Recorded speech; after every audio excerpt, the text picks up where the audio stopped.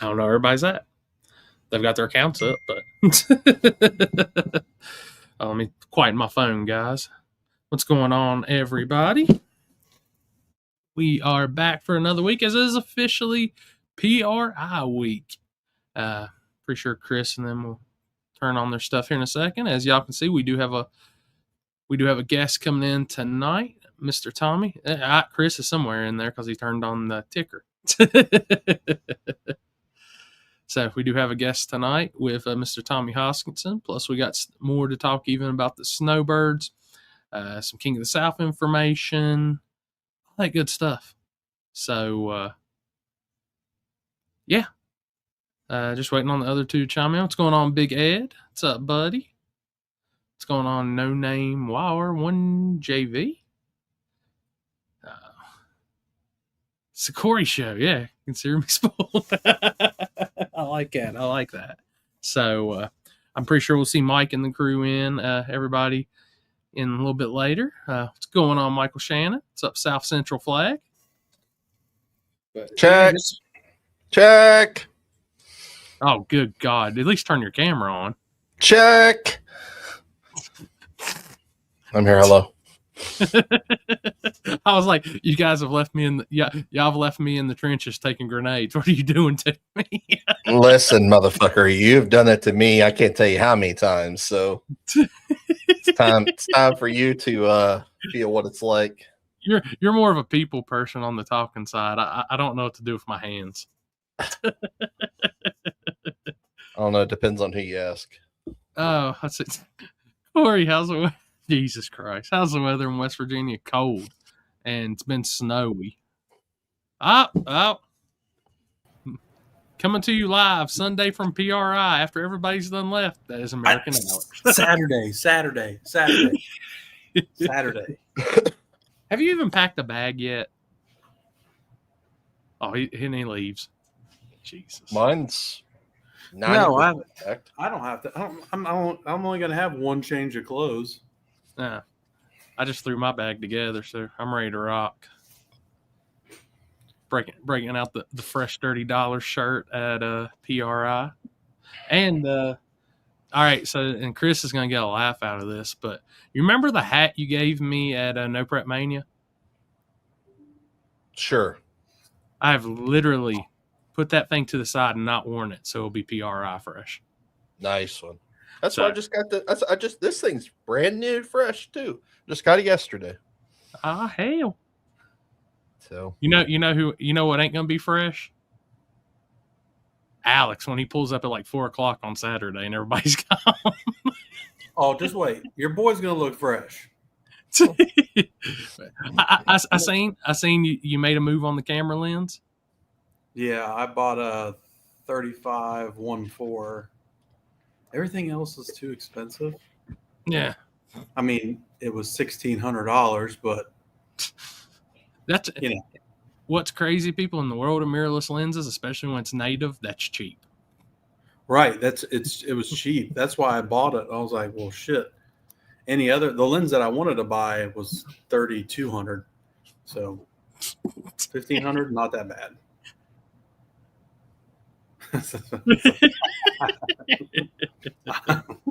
He said, "Hey, man, what the fuck?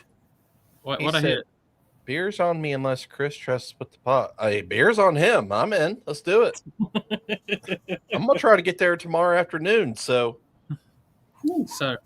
I wish I could get there.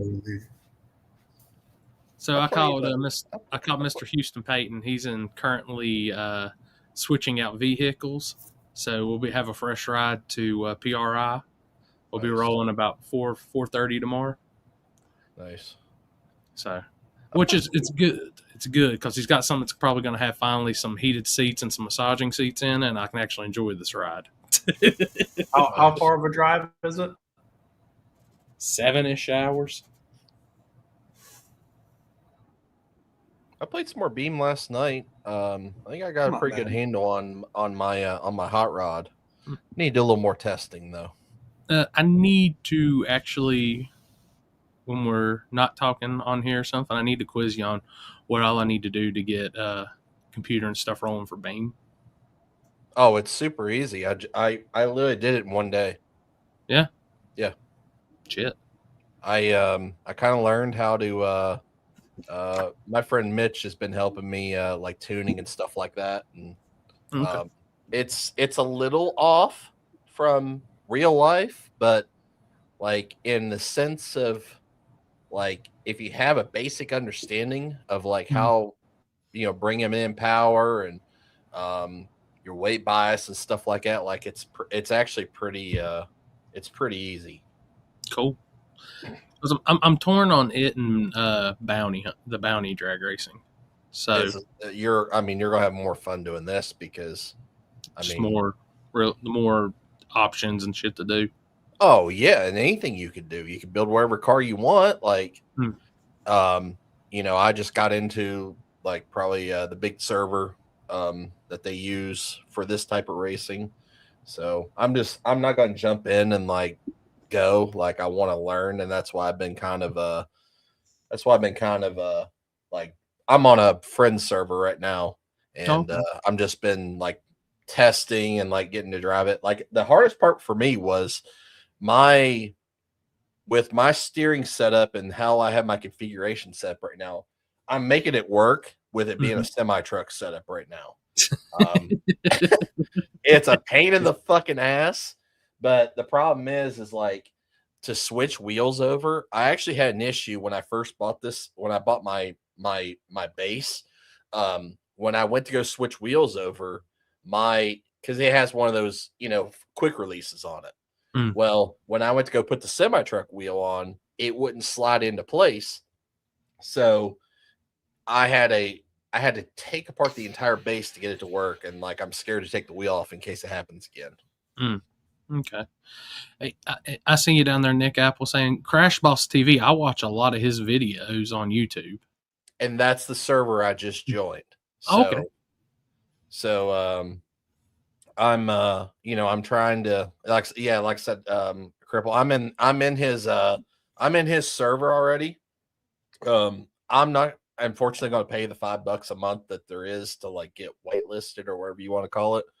That's just more money that I don't need to spend every month. Because it starts at 5 and that goes downhill from there. Yeah, exactly. So I'm gonna learn a little bit and then I'll jump in that. Like I don't want to look like a damn fool. Hey, I got a question though. Which one of y'all want to take over my inbox for the next couple of days? Because I've heard this phone ding more today than it has since I bought it. Is it the part where I just tell people no? No. Actually, I don't know. Every time I scroll, I see 5 new messages in it, so I'm like, oh my god. So, but as y'all can see, we'll do some discussion about stuff. King of the South, official, $75,000 to win again. Strange Engineering back on board with us for the Ronnie Buff Memorial. We'll have the rest of the purse dropping here soon. It does have payback with it also. 64 car invite after this weekend. Holy shit. I will give props to all the guys down at Bradenton running True 10-5. That was extremely crazy and extremely fast. So it was yeah, they were Braden's fast. Yeah. I don't know, what the difference is, from how the guys ran at Shadyside versus what they ran down there. I would say they probably ran faster there. Yeah. You agree? Yeah. So, I talked to a racer today that was there, and he said, honestly, the surfaces weren't that comparable. And at nighttime, he said it got really gangster. So he said, but with the data he's learning stuff, he thinks he can go a little bit faster now at Shadyside, and he's got some new ideas too. So, gotcha. Which I've been on the phone with a few of those guys, and got a lot of information today out of one, and we're just talking back and forth. So, really cool. I know it's not it wasn't the headliner. Pro Mods put on a hell of a show. I don't know how many people in here love the Pro Mods, but dude, that split in the field was insane. Honestly, it really didn't. I mean, I was the same way last year. Yeah. Like when we went to World Series, like there was all the pro mods, and I was like, whatever. Like, I don't know. It's just not my thing. I'm around those guys a bunch and doing like the races with Big Dog and stuff at Rockingham and stuff. So it was really, I keep up with it. And it's really cool. Jason Harris, that's one of our buddies. You know, him and his dad used to own Piedmont, and they've been running and helping with the Big Dog stuff and the other stuff. So it was really cool to see them do awesome, especially with the old school scheme on it, the party time scheme. I mean, that's pretty badass. Number one qualifier and to take the win. So he's the only person eligible now for the $1 million and the race car, the free Jerry Bickle race car, if he qualifies number one at the next two races. So I think it's going to be tough to try to stop Jason Harris right now. So, but going back to a true 10.5, like I said, wow. Very crazy to see it being that fast. I think a lot of people maybe got their eyes open this weekend to how truly fast that class can be. Yep. I mean, Alex has already said he's going to buy a faster lens for Shady Side. So, I didn't realize, like, I've watched more explosions from screw blowers in this weekend than I've seen in a while. There's a lot. Yeah. Guys were blowing the lids clean off the motors, which is, I feel like I think that might be a record. Yeah. And honestly, I think Cole Pez had a really good chance against Larry. I think that was about to be a hell of a race. Which, big props to Cole Pez. You know, I know they've been doing the MPK stuff, but then the small tires on that car looked great. Russell Stone, very, very impressive also, to taking the radials off, putting the slicks on, and that car was getting down. Yep. So, yeah, Larry definitely wasn't playing, Gabe. It was good, which big props. One thing I saw, Larry said, I guess a lot of people say his King of the South victory was a fluke. Guys, trust me, he proved it again this weekend. That car's a gangster on 28s. It is going to be very hard to beat. But I think we're going to see the competition get crazier for the next couple races. And by the time we get to King of the South, it's going to be the upper echelon of echelons. And, you know, I won't know what to do with my hands. Well, speaking of winners. Oh, we got the winner. We got the man. We got the bracket killer. Bracket killer himself in the. Am I on stage? You're here. You're in I'm the show. in the show. I've been waiting backstage for an hour. Bullshit. I'm kidding. This man said, take them drops, take all that shit. He's just going to run you to the stripe and end your day. Hey, I freaking won. I won 6 rounds, and only 2 of them I took the stripe. Let that sink in. Oh, let that sink in. Oh, so right, okay. So hold on a minute. Let me recommute my brain here because I fucking don't know dick about index racing. So basically, everybody else pretty much broke out. Basically, yeah. Sometimes I forced them to. Sometimes they just did it for me. Hold on. I gotta give you an upgrade on your name, also, Tommy. Oh, okay. That I wish I could. I'm a first timer here, so. What do you need to do? I don't know. I was just seeing if I could blow this all up a little more. Maybe I'll turn. What happens if I turn my phone sideways? Does that screw everything? Yeah. No, that makes it better. I think that does make it better. That is better. Well, I don't know if I want to zoom in anymore. Now I see how ugly I am.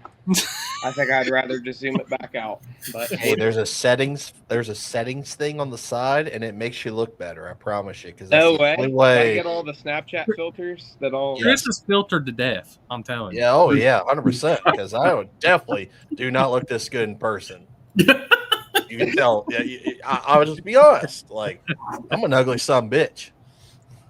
So, Oh well.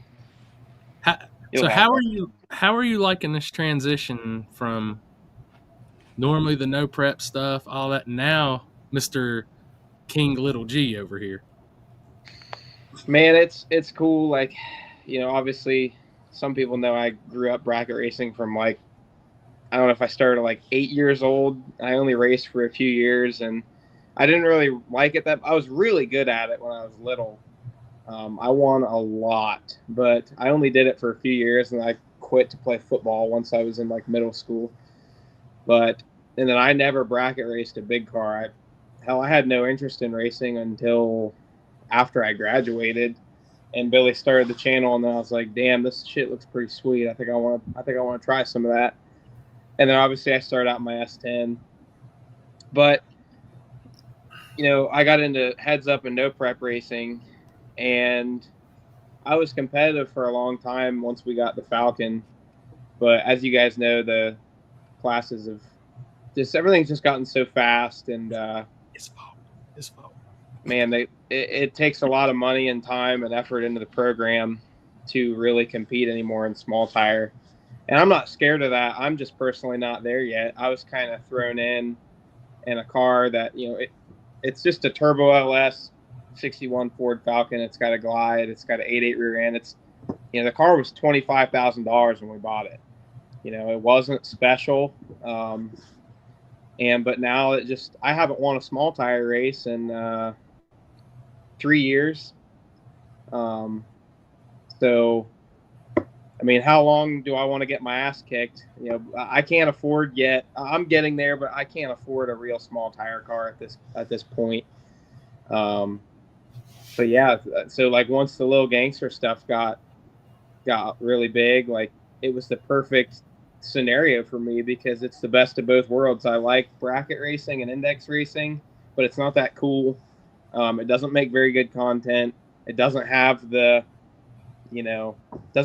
feeling around it. But I just couldn't really, you can't really make good content out of going out first round on a small tire race either. And I mean, I could go rounds. I'm not saying I'm a total duck, but I don't want to put a wing on my car. I definitely don't want to put a stupid wing on my car. So I enjoy going fast on radials more. So that's what I was starting to tip into, but even that's really hard. It can be hard on parts and stuff. Than he can race. Hey, look, I'm set with a couple of guys saying you're a duck. I mean, these guys are calling you a duck. Top bulb, Tommy. Big time over here. I can't say that. You see me. Oh yeah, I'm definitely a duck. I'm 0-3. We're on the live, guys. Oh, are you? Yeah. Oh, it's a table. Yeah, it's a table. Come in. Hey, what's up? We got a gang. We got the gang is here. Dang. Well, I'm glad to see that in the last 30 minutes I didn't give Poland a heart attack. He's still kicking. Hey, you almost did. No. You almost did. We were just asking you all over the shop for a minute. I heard you called a few things besides Corey. Corey said, I only got 46 cars that I need to get in. I said, that's great. That makes our job so much easier. Falling through his phone. Well, we've had every bracket racer across the country say, hey, how can we get in? We need in right now. When's the next one? When can we get in? What's the password for US Street? What's the password for Worthstone's Pro Mod? We want to race at the King of the South. They're like, yo, dog, like, y'all ain't getting in this invite only. Sorry, bud. The million's the same weekend. Can't help you out. We can't help them, dude. Hey, Tommy does at least have a good name now on the show. Yeah, dude, he needs to get new stickers made. That's $1 million Jimmy and Top Bulb Tommy. They ran over some bracket racers this weekend. Unreal. Hey, we got the bracket boys fired up though, Tom. Oh yeah, y'all got the bracket boys fired up. I love it. That's good. Yeah. I think it's good for the sport. I think it makes it even more competitive. I mean, I already talked to Jimmy the other day, and we both agreed. Like, Jimmy was like, man, back before Lil Gangsters was all this, none of them they were calling the class stupid. It was a terrible idea. Nobody cared about it. And now they all want to get in. So what's that tell you? Right. Nope. Yeah, play the Mike Jones song. But, I mean, y'all blew us off like we were stupid, and that's the dumbest class ever. Y'all don't give time slips. That's the most dumbest thing. Dumber than shit. That's the dumbest thing I've ever heard of. Why would y'all even associate with that? Oh wait, they're running that winter series for 20 grand. Let me go be a part of that. I want in. I want in. And we were talking like, Tommy wanted to know. He's like, dude, how did those guys get in? Like, did they swindle their way in? And I'll be honest, like Gage, I don't want to say Gage swindled his way in, but Doug damn sure swindled his ass in there. That's for sure. Okay, time out. When I was told that Toro wanted a spot, I was told that Brent LaSala was going to be driving, and I'm like, okay, Motion is a sponsor. They help us out. I understand that. Whatever, blah blah. And then I hear they done hired the damn $1 million bracket race winner or whatever. Works at TVM. I think he works at TVM. I don't care where he works. If I had known, hired makes guns. more had I money known he bracket was racing driving, than he does working at TBM. Yeah, so he works at TBM, and then Motion is the title sponsor for Snowbird. So obviously they're going to get a spot in Lil Gangsters, and then obviously they're going to put the best driver that they can find. In this case, Super Duper Gage in there. And Sorry, I can't even read. Super I don't have Duper- my glasses. Super Duper Gage, so they put Super Duper Gage in there. But Corey Galletti, like, that kid's been racing Lil Gangster races. He grinded his way into the class. Yep. Like, he showed up to South Texas. He's been to multiple North Texas races. He's been traveling. So that kid definitely is putting the work in. What's it say? I can't The read it. PIN number to get in U.S. Streets 42. hey, they're going to crash the boat in about 2 minutes trying to enter that in. No, it's actually Top Bulb Tommy's my daddy, all one word. Yeah. Unreal. Top Bulb Tommy.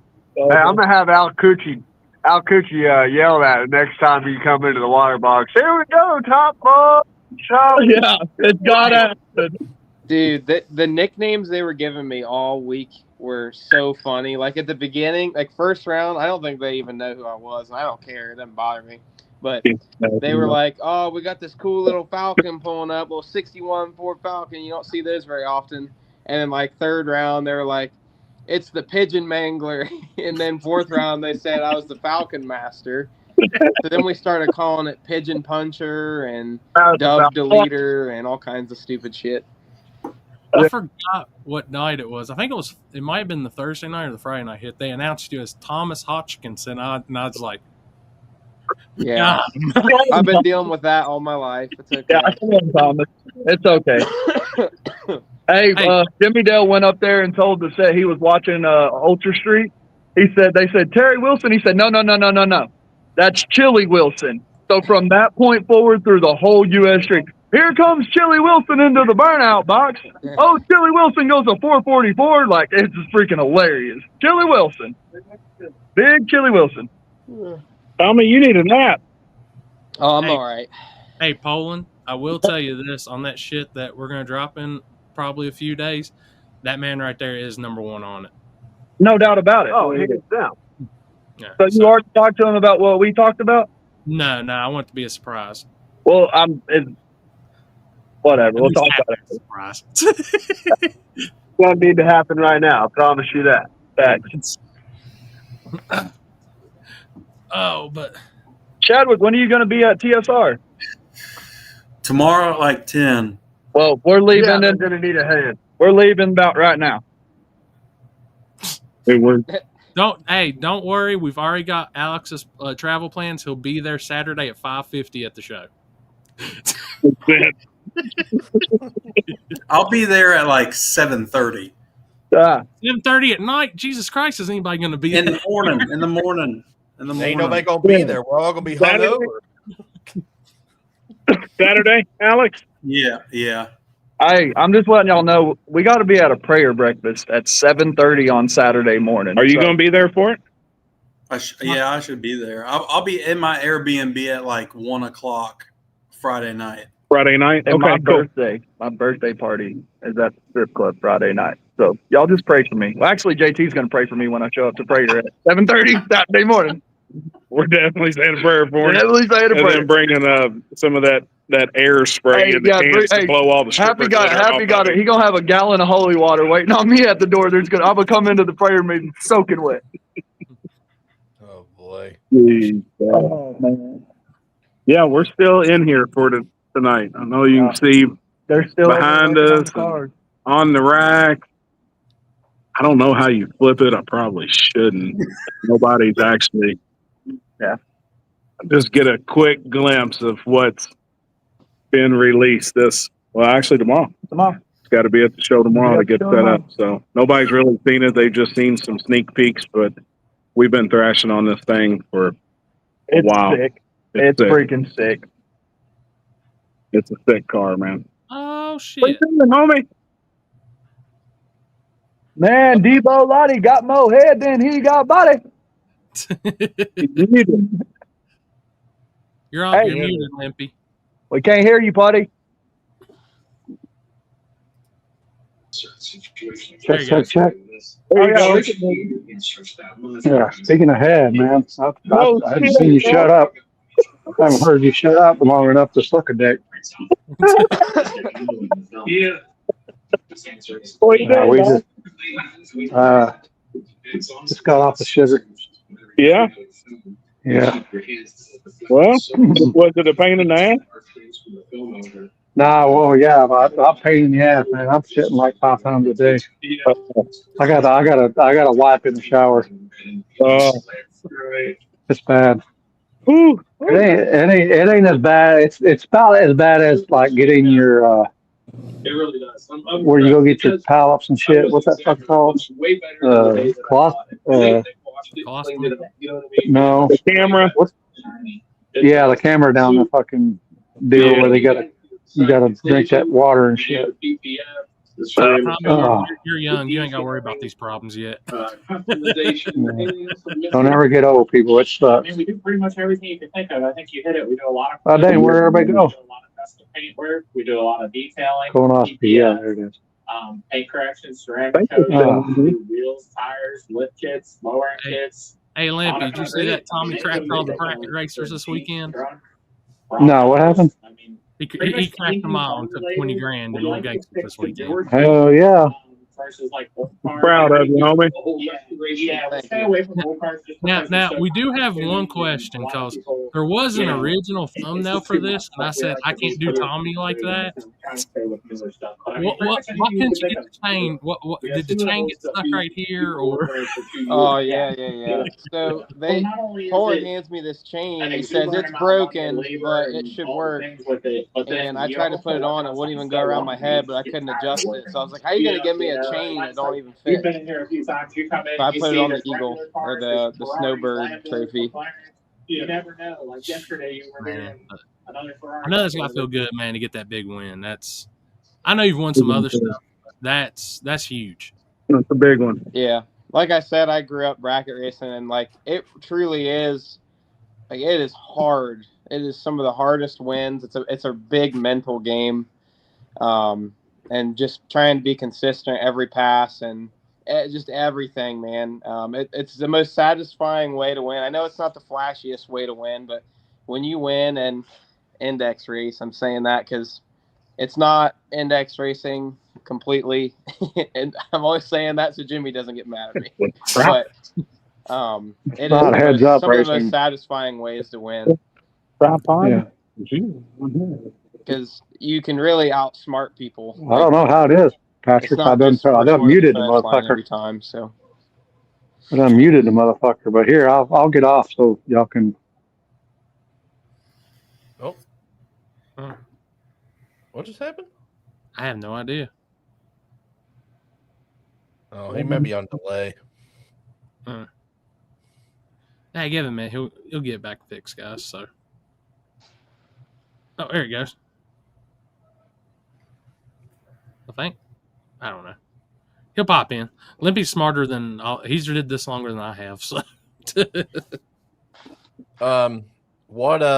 you say you had some stories to share from this weekend. Oh my goodness. Let's hit us with them. We had a crackhead incident on the way down. So We left Monday at like 3 o'clock. We hit up men's group on the way, and that was great. And then we kept driving, and we made it like halfway. We were like, we're going to stop somewhere halfway and then drive the rest of the way Tuesday. And so we picked somewhere around Knoxville, Tennessee to sleep. We picked a Walmart parking lot in Knoxville, Tennessee. Oh, God. Yeah, all I did was mute it. You're the fourth person to tell me that. So shit. I think somebody just tried to call Tommy. He's over there. What happened to my screen? Here he comes. Maybe not. Oh. He'll be good. Oh, Index Jeff is coming on? He said a Walmart parking lot in Knoxville, Tennessee. I can already say, no, this is about to be bad. Oh, boy. Crackheads. Crackheads. Oh, gosh. They everywhere, man. No, so give us a second, guys. I'm sure he'll get back in. Yeah, here he comes. Oh. Yeah, there he is. Hello. Sorry about that. Billy called me and it messed everything up. I knew it. I don't know. Good job, Billy. Damn it. Yeah, he's probably going to try and call me again like 4 times, and hopefully it's not important. Or he's calling me like, hey, don't tell him that one story. Who knows? I don't know. Anyways, so we stopped at halfway in Knoxville in a Walmart parking lot. We're in the RV, and we've got the stacker and the dually in the RV and a single trailer. And we got some good sleep, got up in the morning, and I walk outside, and Kenny's out there smoking a cigarette, and he's got a do, and he's doing his morning routine, and he's sit there like that's his everyday routine. What's that? That's his every minute. That's his every minute routine. What are you talking about? Oh God, he's trying to call him again. Good God. What is his phone going off? Yeah. Yeah, Billy's calling him. What's up, Don?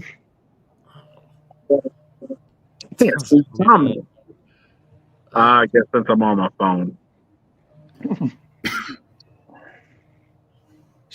Gosh. When you getting to PRI Happy? I won't be there. Oh boy. Oh boy. What in the fuck? I'll be there. Tommy took him out. Hello. Hello. All right. I handled William. He's done. He's done Good. for it. Great. Okay. Watch He now. dropped his government name. All right. So I walk outside. It's the morning. Kenny's smoking a cigarette and he's got his do. And I see him like sitting there laughing. I'm like, what's so funny? And he's like, look at these crackheads. They're rolling around in the ditch.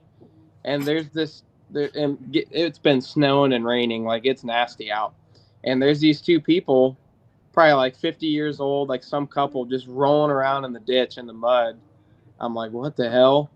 And I see one of them is like on Billy's truck, like trying to get in the truck. I'm like, Kenny, there's a crackhead trying to get in the truck.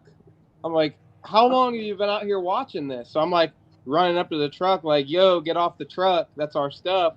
And so this guy's like, sorry, she's drunk. And he like grabs her and they go back to the ditch. I'm like, Kenny, like, were you just going to let them like she got mud. This woman is covered in mud and she like got mud all over the truck. I'm like, how long were you going to let her like waller all over the truck? I was so mad about it. I was like, what are you doing? Like, why are you watching? I'm like, so I give Billy the keys to the truck. I locked the truck earlier. And so she couldn't get in. It was locked. But I gave the keys to Billy. I said, look, there's 2 crackheads back there trying to get in your truck. So here's the keys. I got to go into Walmart, take my morning shit, and grab some energy drinks, and we'll get back on the road. I go into Walmart for like 15 minutes. I come back out. I see the truck and trailer's moved, and it's running. I'm like, oh, cool. They warmed it up for me. And then Kenny walks up to me. He's like, hey, sorry, the crackhead got in the truck, and she got mud all over your stuff. I'm like, what? I'm like, what do you mean the crackhead got in the truck? Like, what are you talking about? I'm like, how did the crackhead get in the truck? I'm like, I guarantee you, Billy got in it. He starts it up, leaves it unlocked, hops on his phone, and then she hops in it. Well, I asked Billy, and that's exactly what fucking happened. He was like, well, I thought maybe if I'd get in the truck, she wouldn't get in it. I'm like, you were better off keeping it locked and just not even touching it.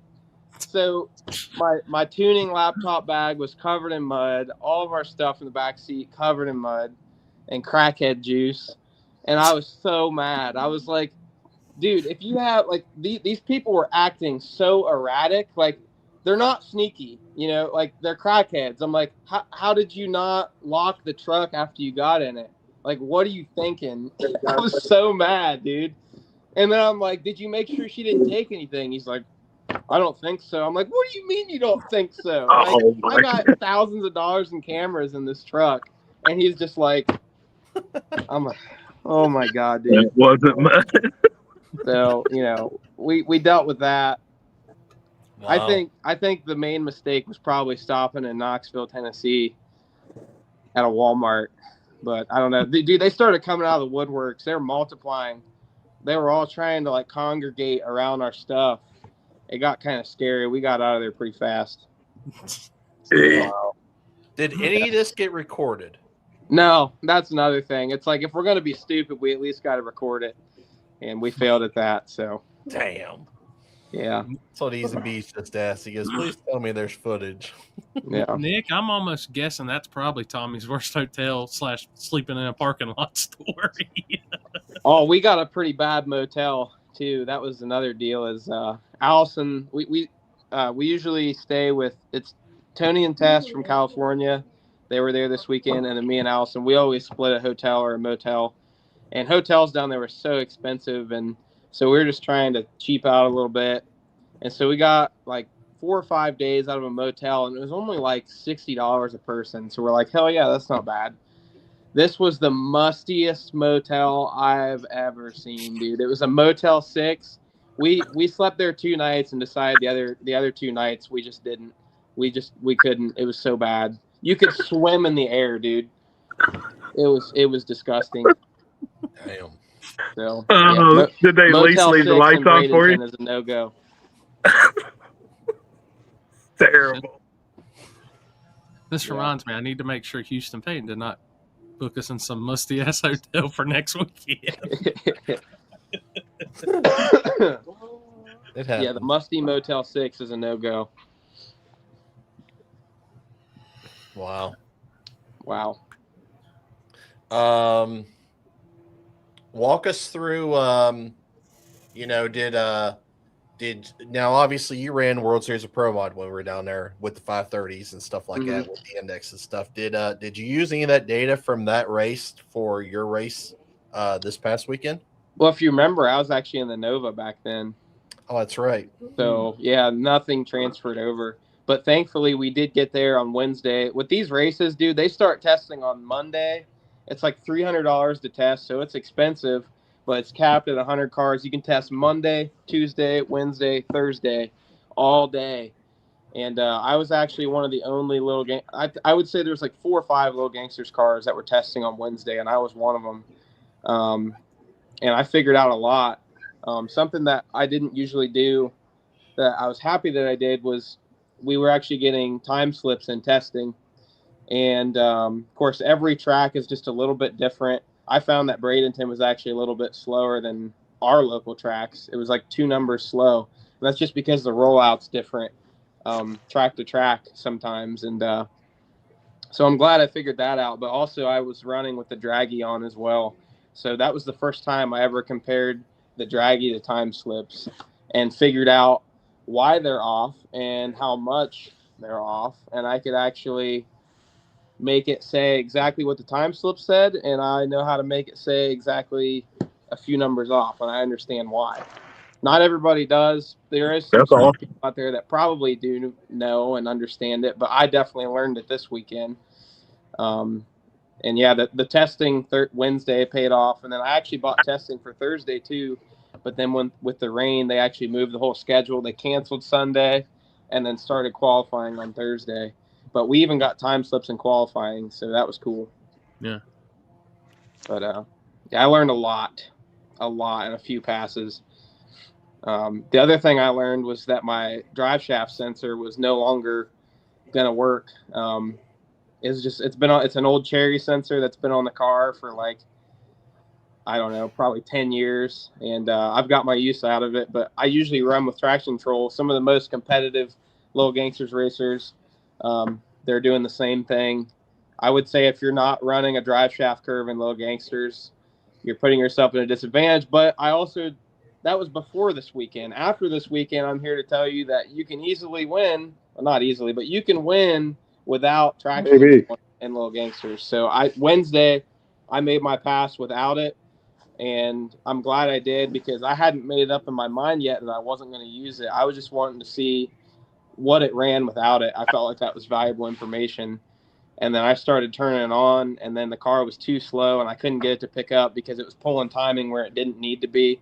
And that's when I was like, well, I'm not going to race with it, and we're just going to drive this thing and send it. So, and it worked. I liked my strategy. It worked. It obviously worked well. So. Like I'll say, I think like with any index or that, I think 90% of that race is the light, and you were killing that shit. Like, you're killing the light every chance you had it, dude. Yep. And I will say this: I did not lose on the tree a single time, but how do I say this without giving away all my secrets? I'll say this: there's cars that 60 foot way faster than me, and they have fancier buttons. Some of these guys have these quick draw drag triggers, way nicer shit than I got. But I understand the game a little bit better. I understand the staging portion and how important it is where you stage. And I will say this: I won on the tree a couple of passes, and my car didn't even move first. I had people moving a frame before me, and my stage bombs moved out first. So obviously, if you're smart, you can probably figure out what I'm doing, but you still got to beat me on the tree. So I'm going to try not to give out too many of my secrets, because my dad will be mad. He's like, don't give away anything that you're doing, because once they figure out, then I don't know if I'll have as many advantages. But most bracket since you started, see what's happening. Yeah, since y'all started way back before when y'all had back before everything, just had one car. What to now? What has been the biggest change? What do you mean? Like, I know y'all got faster cars and this and that and the other. I mean, what do y'all see? Oh, shit, what was that? Hold on. Oh, I'm just wondering about. See you, boys. I know. See you, Jimmy. See ya. I know y'all took several steps up, and you're learning. Yeah. Was there steps on the way that y'all shouldn't have took? No, I mean, every pass I learned something new, and every car you drive, you learn something new. Of course, I've been kind of stuck to the Falcon ever since I started in it. But I would say, like, first of all, bracket racing in general, that's where my brother and I started. It was in junior dragsters, and I think that's the best place to start. It's the most budget friendly, but you'll learn all of the basics to racing and how to be consistent, and just the repetition and getting the car ready and getting it to the track, and just doing that on repeat. But I feel like some people can possibly look like I went backwards. Like, I went from heads up racing and doing really cool shit. Hell, it wasn't that long ago Billy won 26s at War in the Woods in the car. That was the last major heads up win in that thing. And I think some people look at index racing or Lil Gangsters to be not as cool, or like, I think a lot of people just don't understand the class. If you never watch index racing, you don't understand how somebody could hit the brakes and win, or not take the stripe and win. And so I think some people look at it as going backwards, but I mean, I got to get in where I fit in, right? I mean, hell, I was getting told I was puppy kicking for entering True Street at Gina's race. And I'm like, well, what am I supposed to do? Just get my ass handed to me and keep running small tire, Small tire. or try something else. And yeah, we've learned a lot. It doesn't really matter what racing I've done; everything kind of all reconnects. But I'll tell you this, man. Doing the Lil Gangster stuff when I was using the traction control curve, it taught me a lot. It transferred a lot over to heads up racing. I actually all this time haven't been using traction control the way it's really intended. And when you find out how to make a car go 530 every time, no matter what the variables are, once you realize you can do that, well, you can find out there's a map. There's actual, like, you're going to say I'm silly, but I've actually used ChatGPT before to figure out the formulas. Like, if I make a gear ratio change in the car, if I go from a 26 to a 28, your drive shaft curve changes because I guess your rollout changes a little bit, and all everything else. So you can actually put that math into ChatGPT, and it'll tell you how much RPM or percentage you need to raise or lower your drive shaft curve when you make a change like that. So when you apply that from Lil Gangsters, where I want to go 530 every time, well, now how much RPM do I need to do to go 5 teens or 5 O's? Well, then you can literally You're giving away all your secrets. Time slip. What's Giving away all your secrets. Oh, it's okay. Everybody's Okay. going All to the be smart joining people already- ChatGPT Green tonight. record everybody, Premium. you little gangsters. No, dude. All the smart people already know how to do this. They just probably don't have to use ChatGPT to do it. I just don't know the math equations. But and I found this out super recently. Like, I did it at Edgewater earlier this year. I think it was at Streetcar Takeover. I went from so at Bowling Green, when I won the points series, I was on a 26-inch slick. It was actually the same slicks that we were on at War in the Woods. I was too lazy to change the tires, so I just ran on that. And then, but I decided that for my program, radials would be better because they last longer, less variables. They get out of the beams harder, so it helps your reaction time. So I wanted to switch it over to radials. Well, I put that math into ChatGPT, the rollout change from a 26 to a 275 radial. And I was able to bump the curve up first pass without without being completely lost. So there's people out there already doing that. But I never realized that it was a thing until Cheese kind of taught me that. But yeah, all of it transfers over. I seen ChatGPT on YouTube one time. They were trying to tune a car, and it was like totally screwed up. Oh, yeah. Really? After they got done with it, yeah. Yeah. I bet it won't be long. There'll be some of that. Oh, yeah. I think Matt Rice keeps sending me. I think he's developing some app called Flight something. I don't know. He keeps sending it to me. I keep seeing it everywhere. I don't know if it's his app or if he's helping develop it, but you can punch in all your specs for your engine and your combination and everything, and it'll like spit you out tune-ups. Like, I don't seen that. It's wild. I don't know how he's doing it. I don't know if it's his deal, but I've been seeing it all over the place, and I don't think we're very far from that. I wouldn't trust it personally, but yeah, I bought into that. Was it Tune the Trilogy or something like that? I can't remember that dude's name, but he seems like he's pretty good. I'm going to learn how to do shit. Yeah. Tired of waiting on people. Yeah. Well, that's why I was just telling Corey earlier, because we was talking about BMG. Obviously, I just got into that. Joe Simpson. And like the tune-ups and stuff like that for all these cars that you can do in BeamNG, like it's very, very similar to, like, depending on what surface you want to go and what time you want to go. I seen they were hosting a 650 index race on the Crash server last night. So like they had a whole server of guys just going 650s, and you had to go with 650 to be able to win the race. So like it's just crazy how like a video game like that can do that. Obviously, we talking about ChatGPT doing that now too. Like, and it's just almost like real world data. Yeah. I use ChatGPT for a lot of stuff. I'm not proud of it because I think that I don't like how a lot of people can use it for bad intent. Like, there's like I've seen all kinds of bad things that it's done, but if you have the intentions of doing good things with it, I think it's a great tool. Mm-hmm. But yeah, I mean, I can ask it just about anything, and it'll give me an answer, and usually a pretty good answer. But especially math equations, I suck at math. So, and I just never know. I can use a calculator. I just don't know what buttons to press. I don't know what to punch in, but I tell it what my combination is, and it'll tell me all the rollout changes and how much percentage I need to move the drive shaft curve and all that cool. I think it's sweet, honestly. I think it's super cool.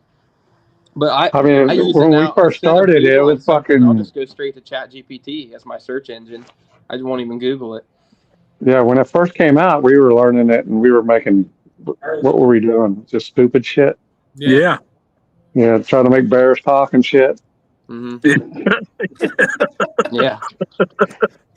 Yeah. I had it make our Halloween shirt design. It made the rough draft, and then I had Gina kind of make the final touch-ups, but it'll make some really good designs. I know shirt designers and graphic designers really don't like to hear that, but it will do it, and it'll do it a lot cheaper. It's unfortunate. Yeah. It's where we're at in the world, man. It's crazy. Yeah, that's how I used to make all my video covers for like all my YouTube videos now. Like I'll take a picture or something like that from, like what I'm posting, and I'll say ChatGPT, do this, and add some words, and boom, there's my thumbnail, and that saves me from spending money to go buy Adobe and stuff like that, to where like you can make your own. Like you have to spend however much money it is a month to do that. Yeah, absolutely. Yeah, I used to use ChatGPT and then PixArt for the thumbnail and shit. I would just use whatever ChatGPT put, and just kind of worked off that. But I don't have to do thumbnails and shit no more, so we're good. Yep. I'll use it for YouTube title ideas. Like I'll tell it what my YouTube video is about. Like if I'm struggling to come up with something, and I'll just have it spit out like 10 of them, and then I'll usually take a mixture of a few of them and get some ideas. I will say this for promoting it. It's a very good tool. I was like, hey, make me an awesome sounding post if my mind's just blank. Yeah. And put this, and this in it, and usually comes out good. Sometimes it throws some like weird stuff, like there's a picture of Chris in it. I'm like, wait a minute, what? Yeah, I got to dumb it down. I think it was the Nashville flyer for that race in Nashville. I don't think they proofread it, because like half the words on it were gibberish, and they didn't, like, you could make out like some of it, but like they had in the small tire rules, it would just be like 28-10 blah, blah, blah, blah, blah, blah, and you're like, whoa, what just happened? Like, this is AI. And nobody even double checked. They don't give a shit. I will say, if you have a picture of a Harley or Alex riding his, ChatGPT comes in clutch. Yeah.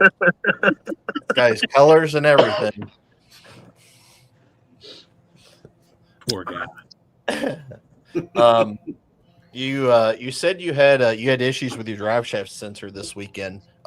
Is there anything else you had to do each round to anything you had to fix or anything like that, or was it just throw fuel in, turn it down, and yeah? So if you guys remember back at Gina's race, I made it all the way to the finals in True Street, and I was down to the semis in the puppy kicker class, and then we had a problem. Something happened where closed loop wasn't working, and the car popped like 6 times, and I lost. And I literally still don't, to this day, I do not know why it did it. I just pretty much chalked it up to I wasn't supposed to win that night. I gave my tune-up to Cheese. I gave it to my Holly guy. Both of them said, this could have been it. This could have been it, but shit don't make it. It didn't make it. Like, I do not know why it popped 6 times. I know why. A closed loop turned off, and it basically wasn't fuel correcting.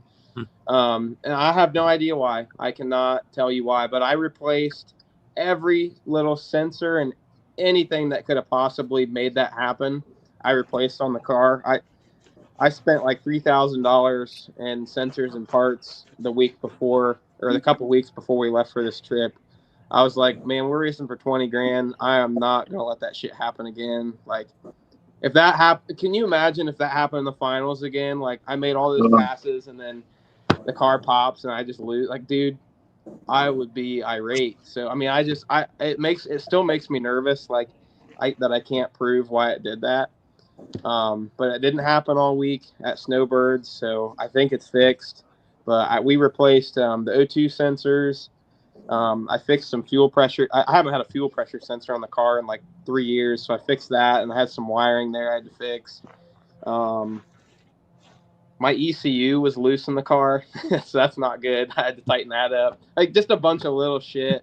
But I spent a lot of money in the last few weeks just on little shit. O2 sensors are like $500 a piece. It's ridiculous. But they've been in the car for like 5 years. It's like, you know what? I got my money's worth out of those.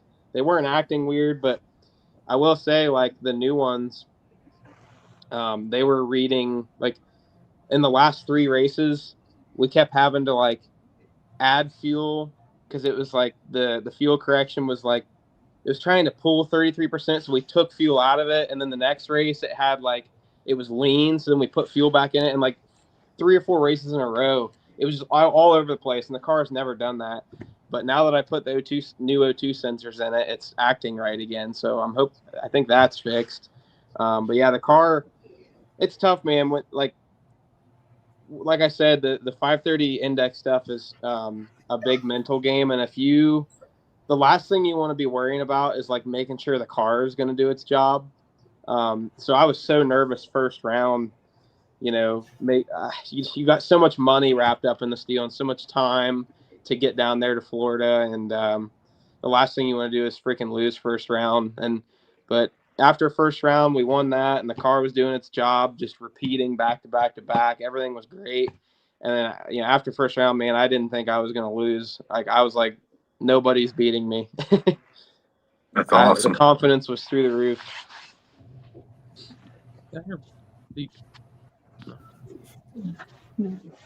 I was about to say, dude, so what's going on? You got me all like, huh?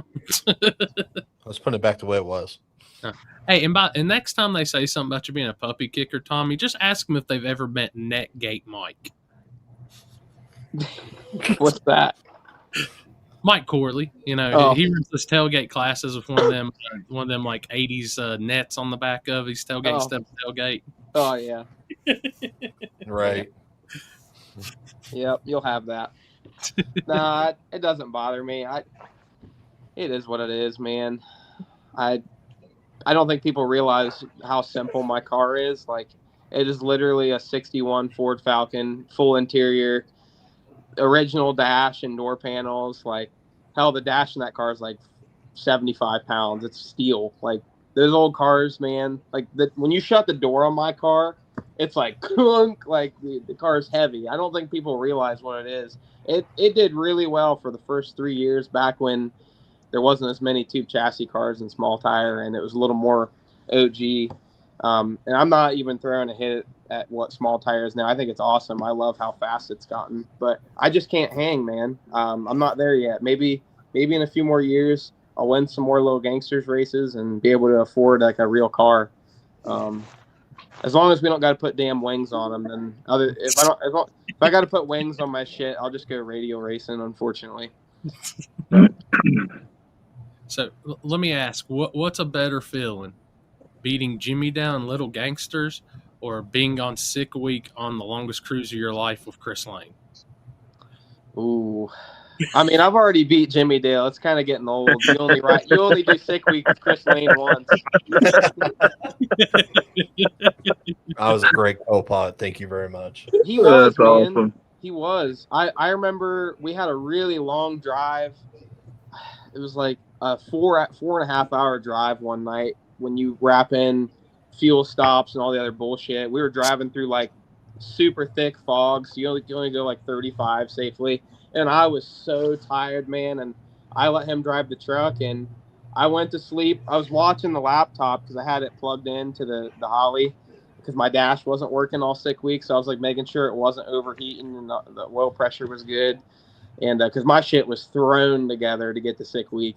It was about the jankiest ride you've ever seen. But I fell asleep, and I woke up, and we were at the Airbnb. So that's all that mattered. Chris got us there.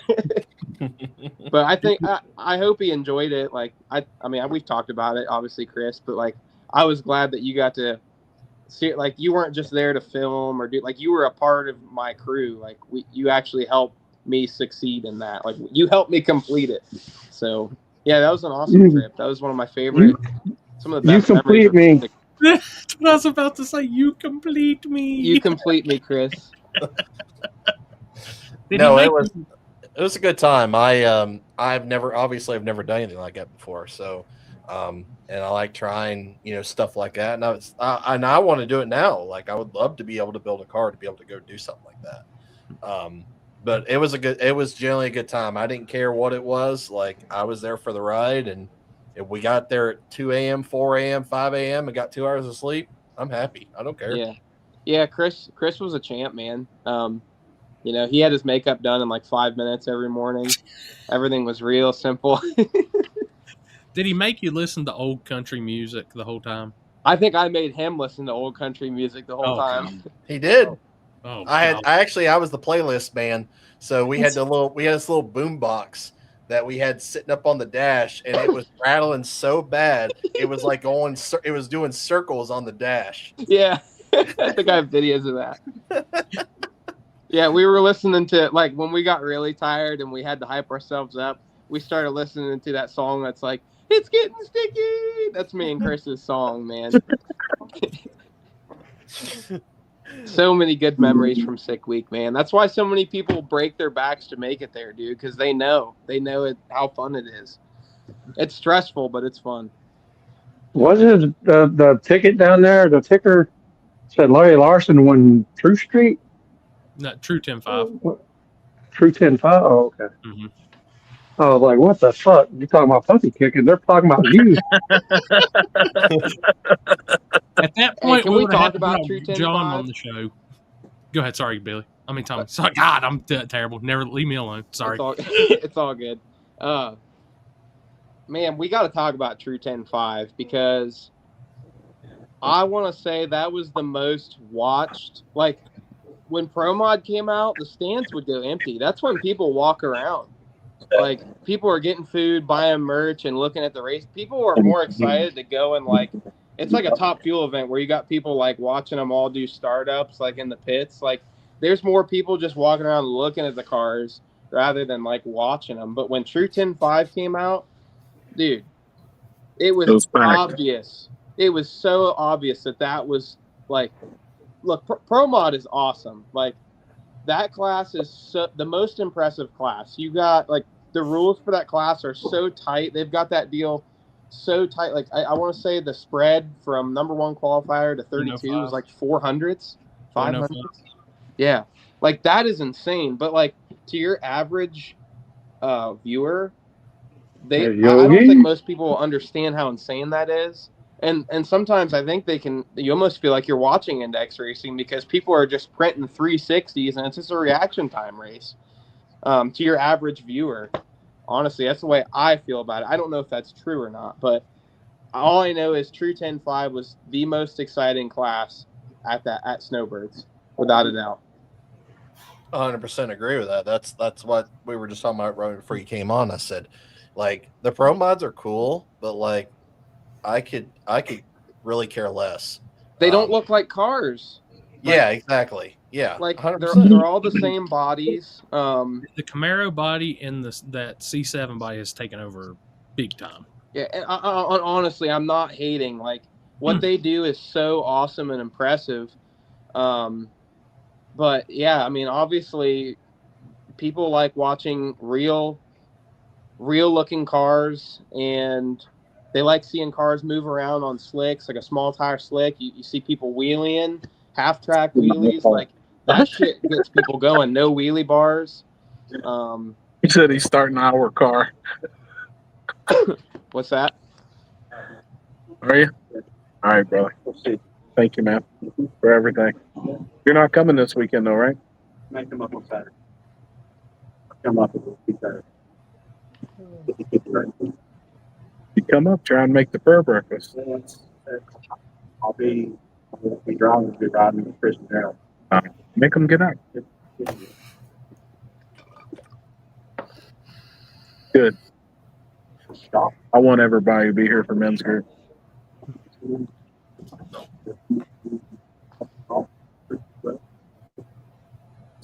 Yeah, I will say that about the pro mods. It almost got to a point of like, like it almost got boring to watch a 360 pass. Yeah, that's insane to say, but I mean, it really is. Like, once you've seen it 15 times, like, it's just kind of like on repeat. You feel like you're watching the same cars. Like, I would say the main thing is, like, I love Sean Ellington. That's one of my favorite drivers. But honestly, at the beginning of the weekend, I could probably name 5 pro mod drivers.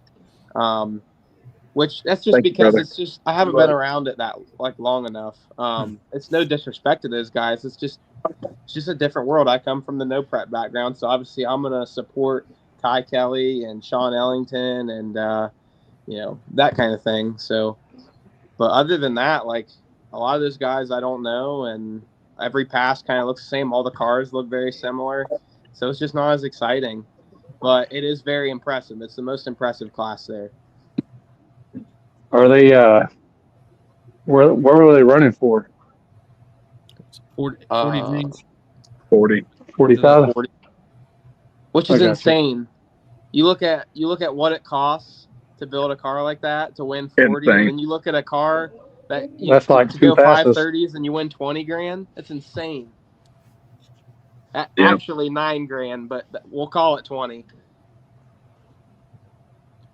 Twins.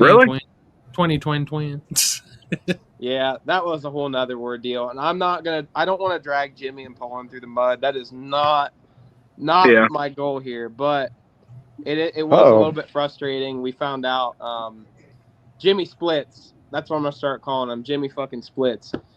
Wait a minute. Jimmy's like the brother to Turbo John? Yeah. Jimmy split that shit up at 8 cars. 8 cars. He gave the quarterfinalists $1,000, and he gave the semifinalists $2,500. Okay, and now I'm not against splitting. I split every race I've ever been in. I split. Usually in the finals, a couple times in the semis. I've been cool with that, especially a big pot, man. 20 grand. Yeah, we can chop that up, no problem. Yeah. And I don't even have a problem with splitting at 8. The problem is they gave away too much, and I'll explain why. So they gave away 1,000 to the quarterfinalists, 2,500 to the semis. So that leaves the finalists with 12 grand.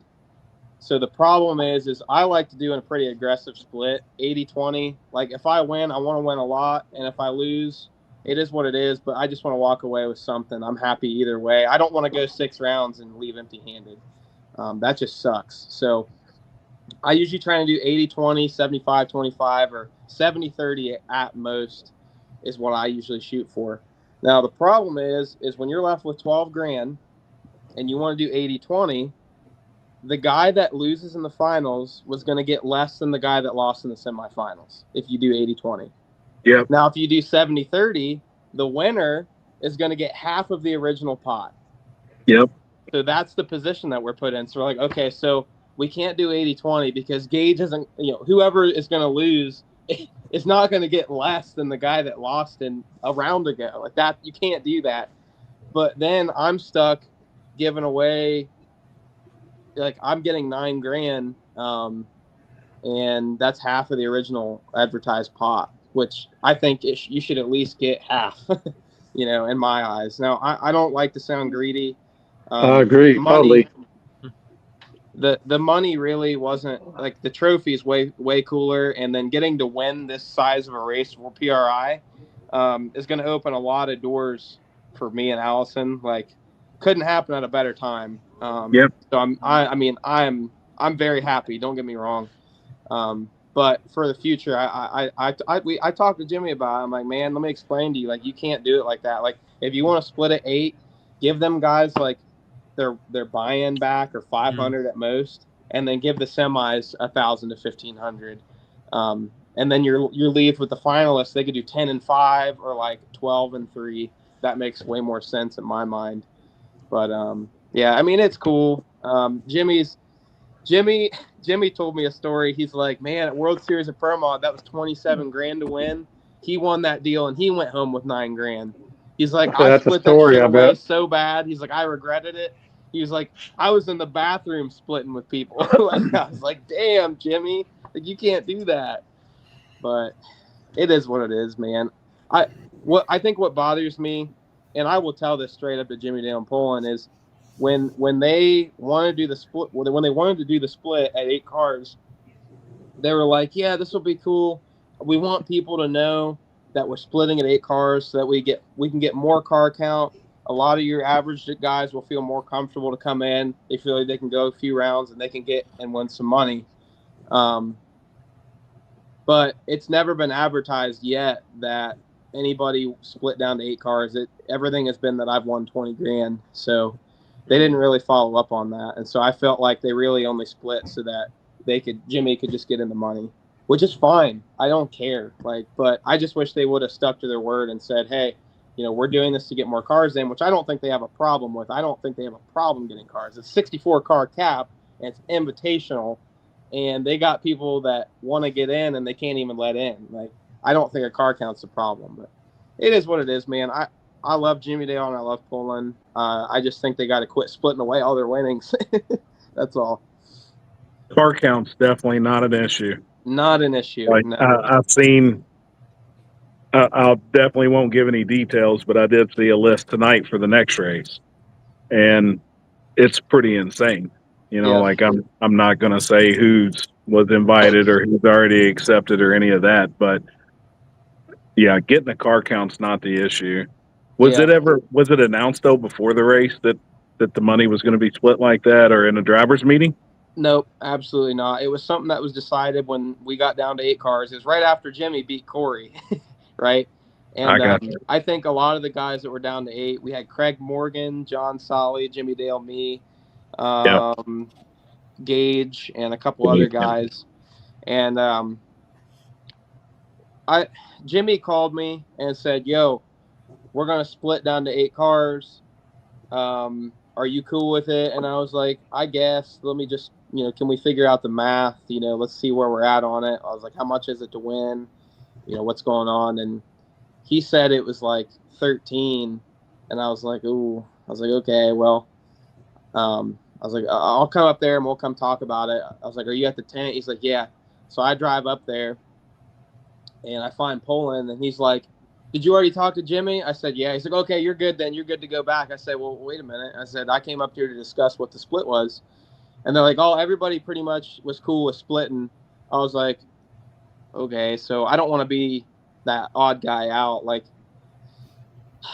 Yeah, I should have argued if that's what I wanted to do. But as a racer, it's a really sucky position to be in, because if you are that one guy that didn't want to split, you kind of look like, I don't want to say greedy, but you almost feel like you're putting bad juju on yourself.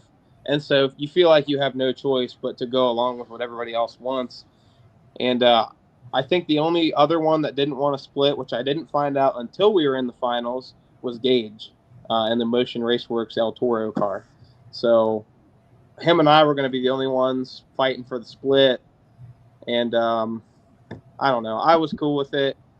I guess I didn't realize how much they were giving away to quarterfinals and semifinals, but I didn't argue with it. So I can't bitch about it too much, because if I really wanted to, I should have bitched then, not afterwards. It's kind of like bitching about if somebody doesn't fit a rule for a class, you race them, then lose, and then you're like, oh, dude, he was cheating.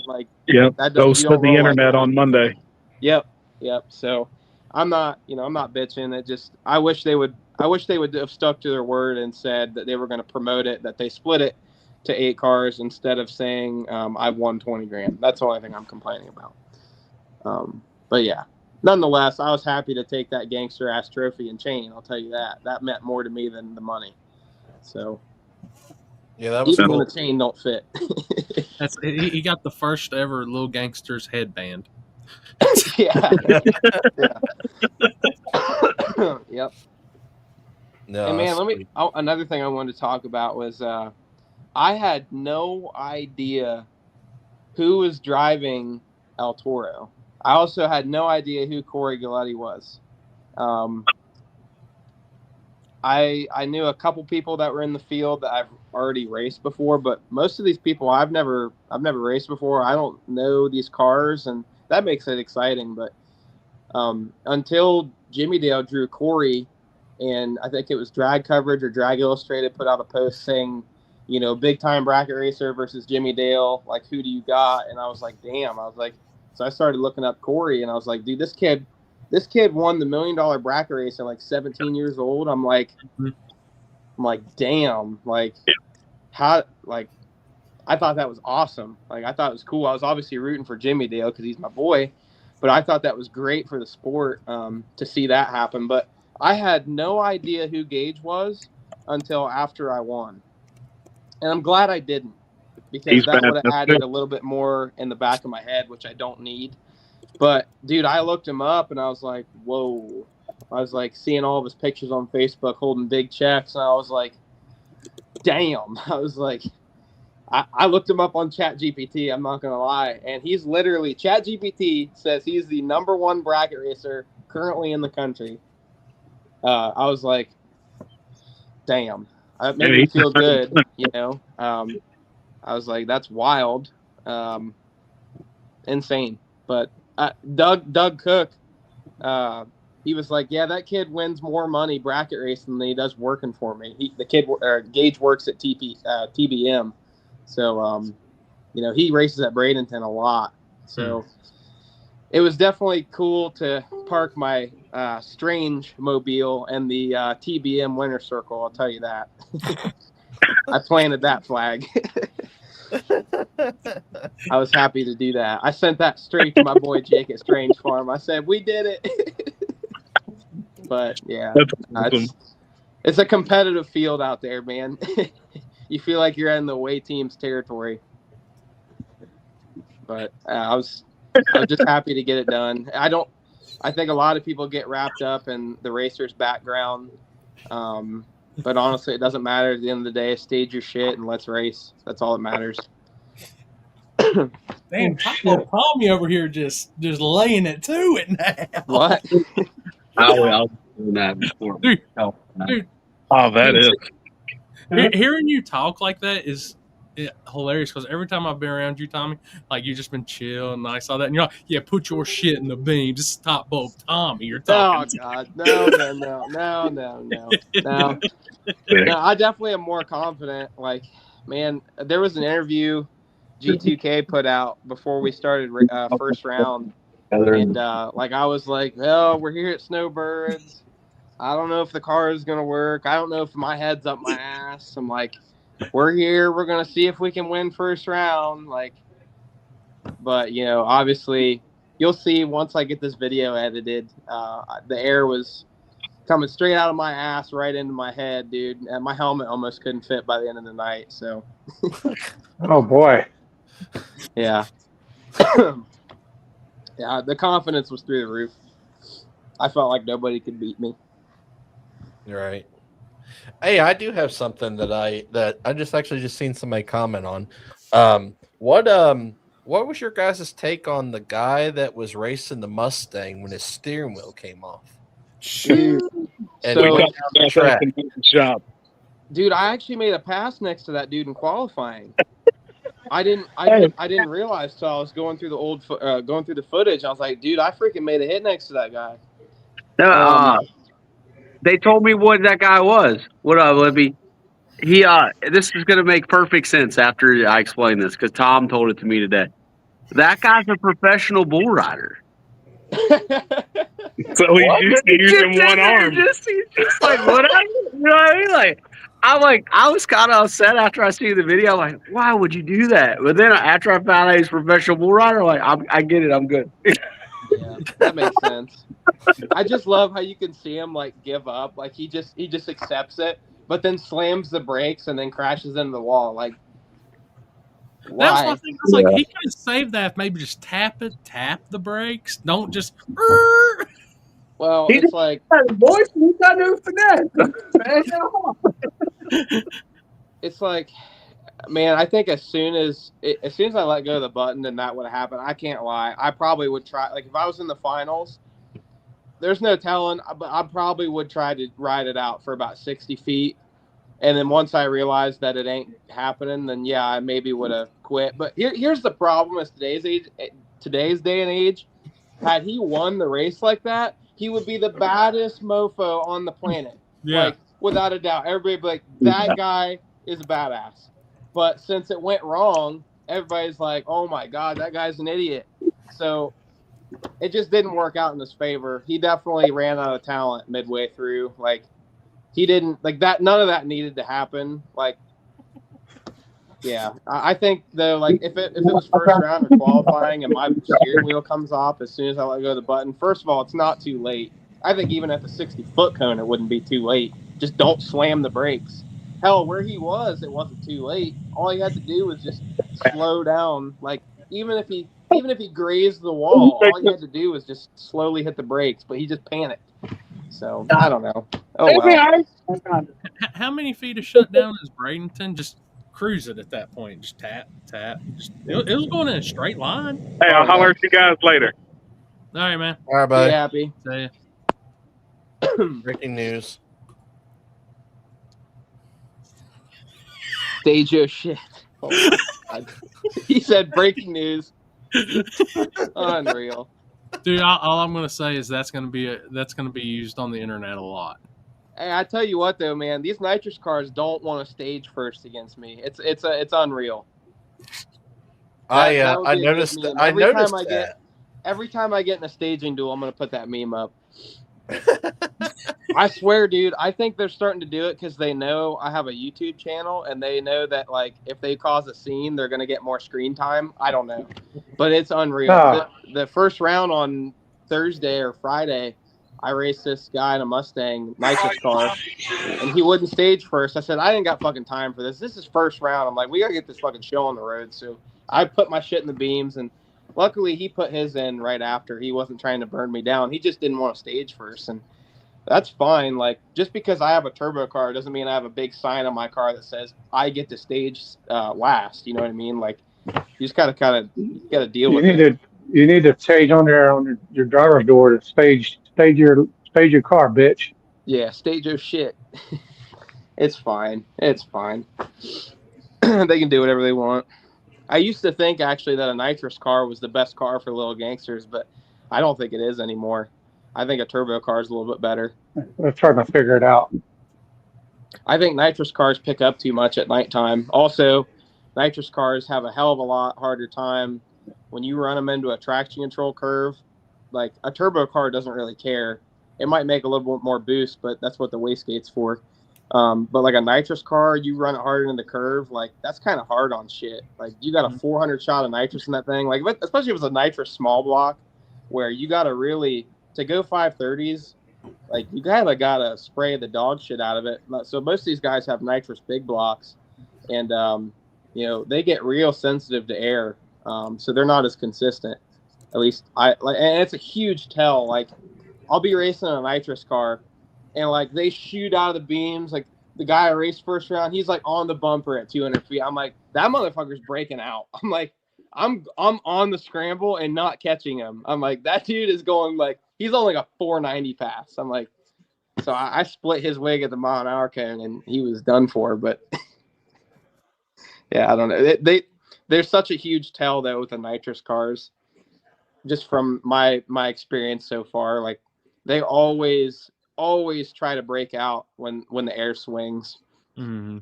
And they have a much harder time, I feel like, taking power out of it. Like, I mean, I guess a lot of these guys have a nitrous controller, but I don't think I don't know how consistent that is really, like a solenoid versus I'll tell you what though, I can't believe how consistent my car is. Cause like the wastegate, like the target dome pressure is trying to reach target boost, and then it overshoots, and then it undershoots, and it overshoots and undershoots. But it literally does it the same every single pass. It doesn't make any sense. I don't get it, but it's consistent somehow. But I also don't like sometimes like a nitrous car or anything that isn't like a turbo car where you have to spool up before you bump in. I feel like sometimes if a quick tree happens, some of them guys don't get to sit on the brake for longer than like half a second, and then it's like boom. Like I feel like that can really catch them off guard. I like to spool up, be completely focused on just hitting the tree. As soon as I'm ready, I get to turn the bulb on, and boom. I love going in second. I don't need to, but I think that's a huge advantage with having a turbo car is you get to dictate when the tree drops, basically. Yeah, top bulb Tommy stayed your shit.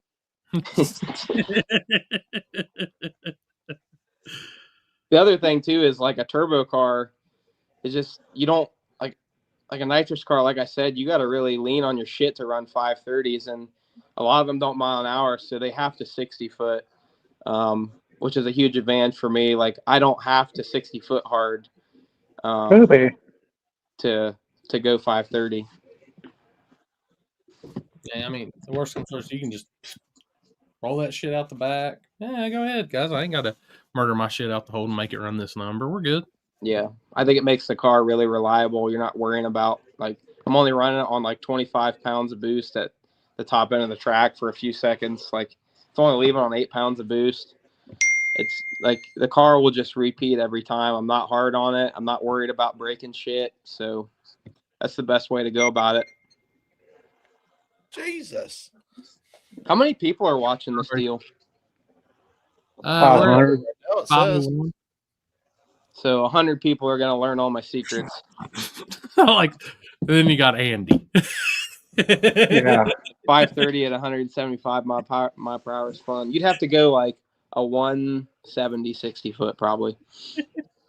I know they were all talking shit about him on a live feed, and they're all like, "God dang, you gonna blow this shit up?" I said, "Yeah." Apparently, you have never fucked with Andy before.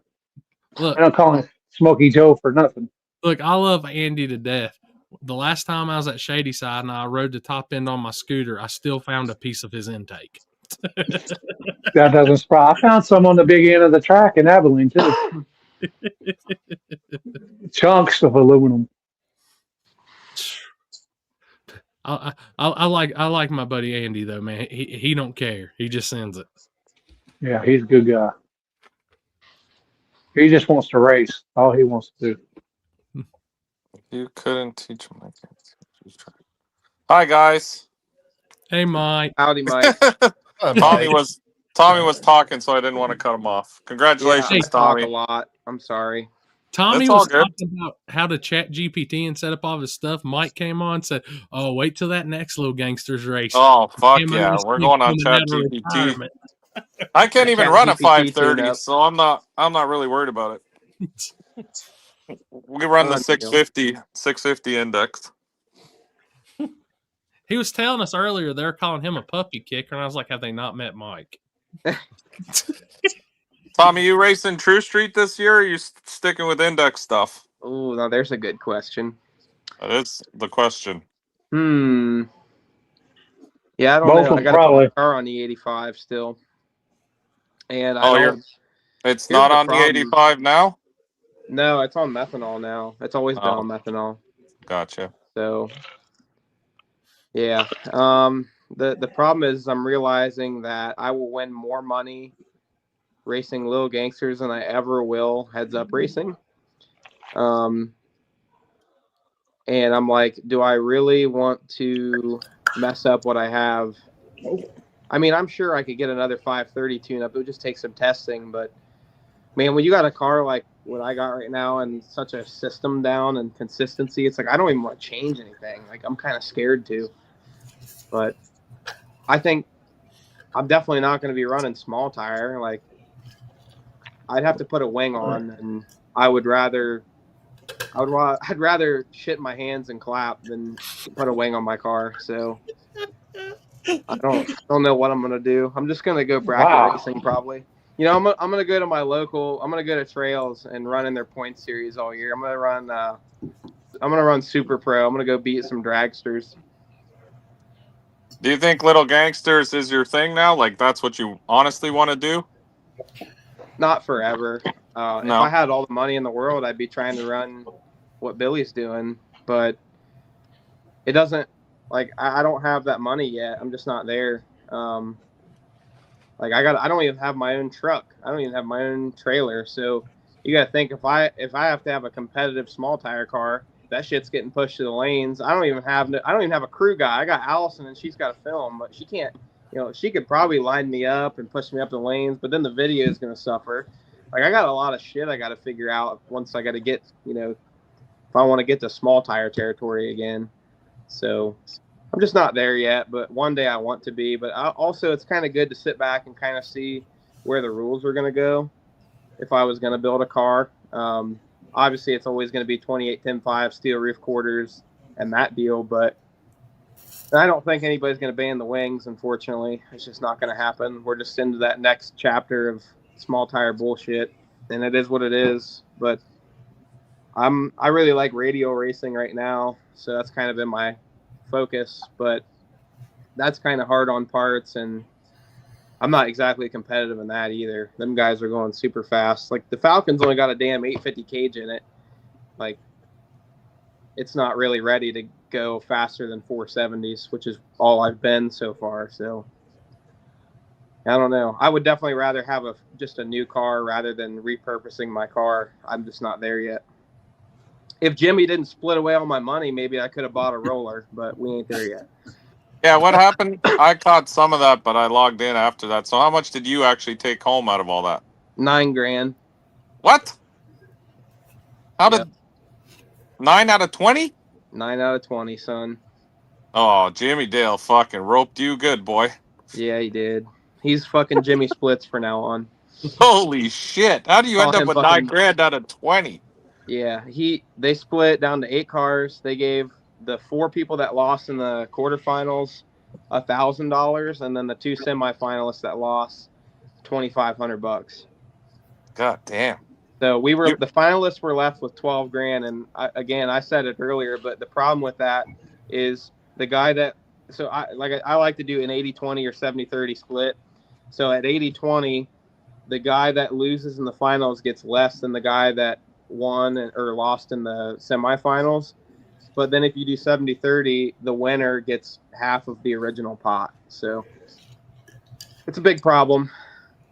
Yeah, that sucks, dude. I didn't realize that. I thought you'd at least go out with $12,000, $15,000 out of 20.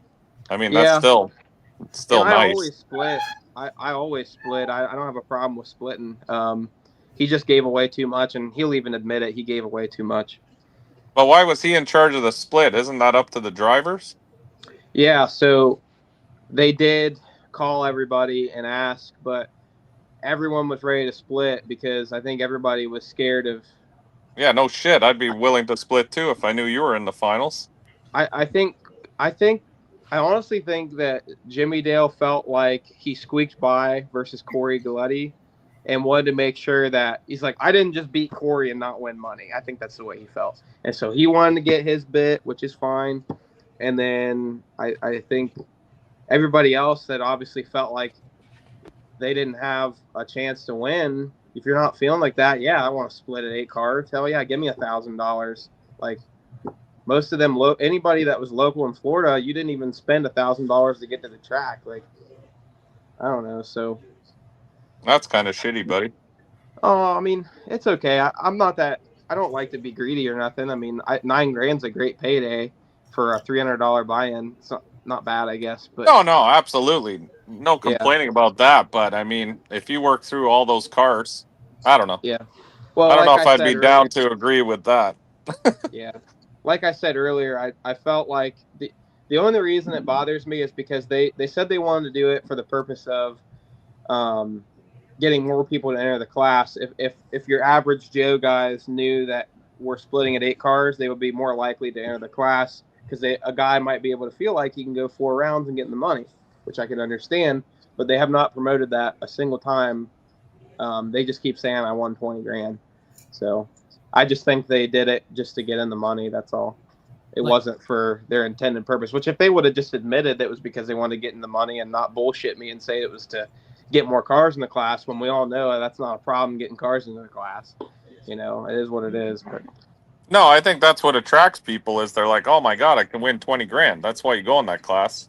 Yeah, for sure. I mean, I'd be kind of cheesed if I worked through all that and got $9,000 out of 20, advertising 20. You know what I mean?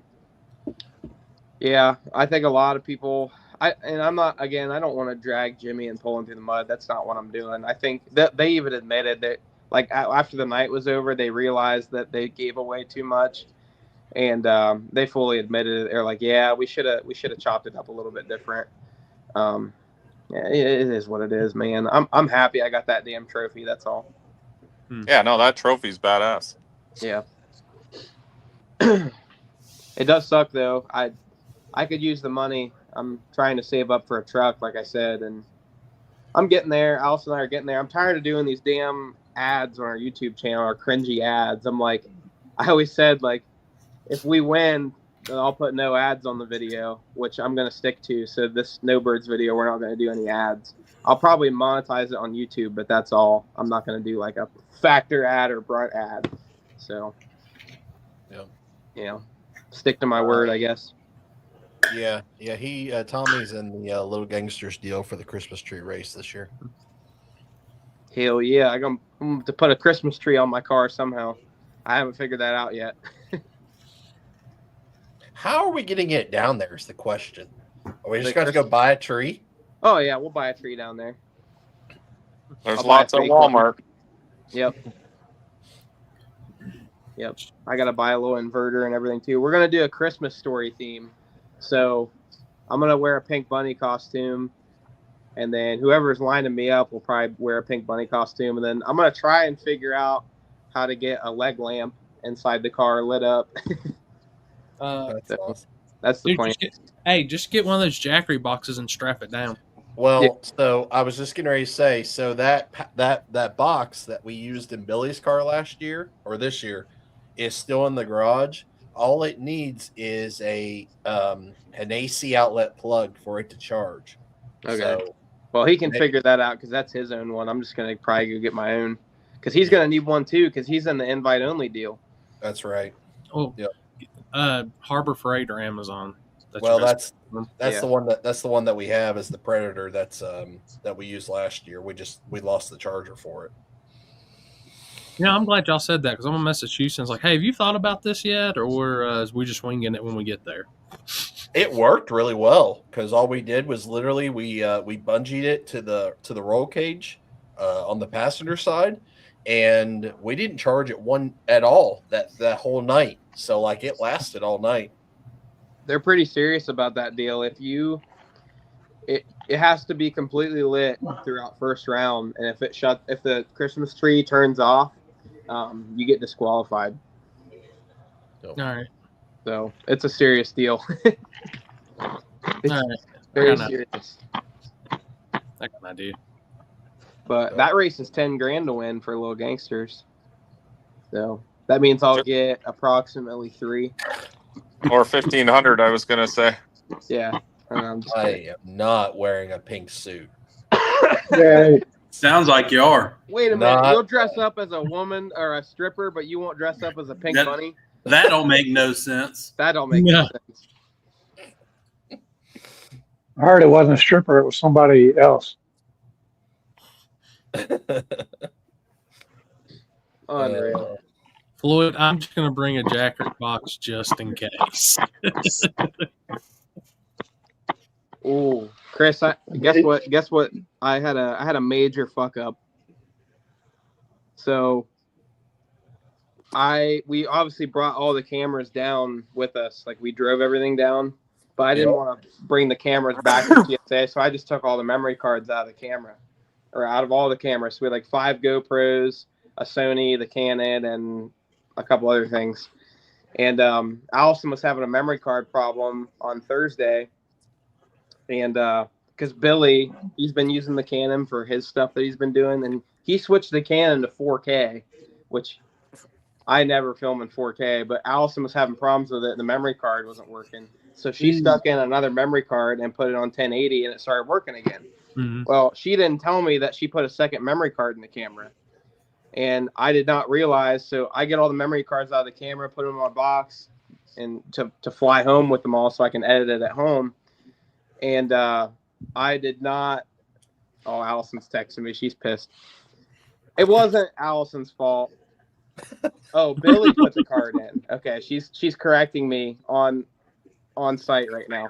I guess Billy put the card in, and nobody told me those, so I didn't see the like we always put it in the card A slot.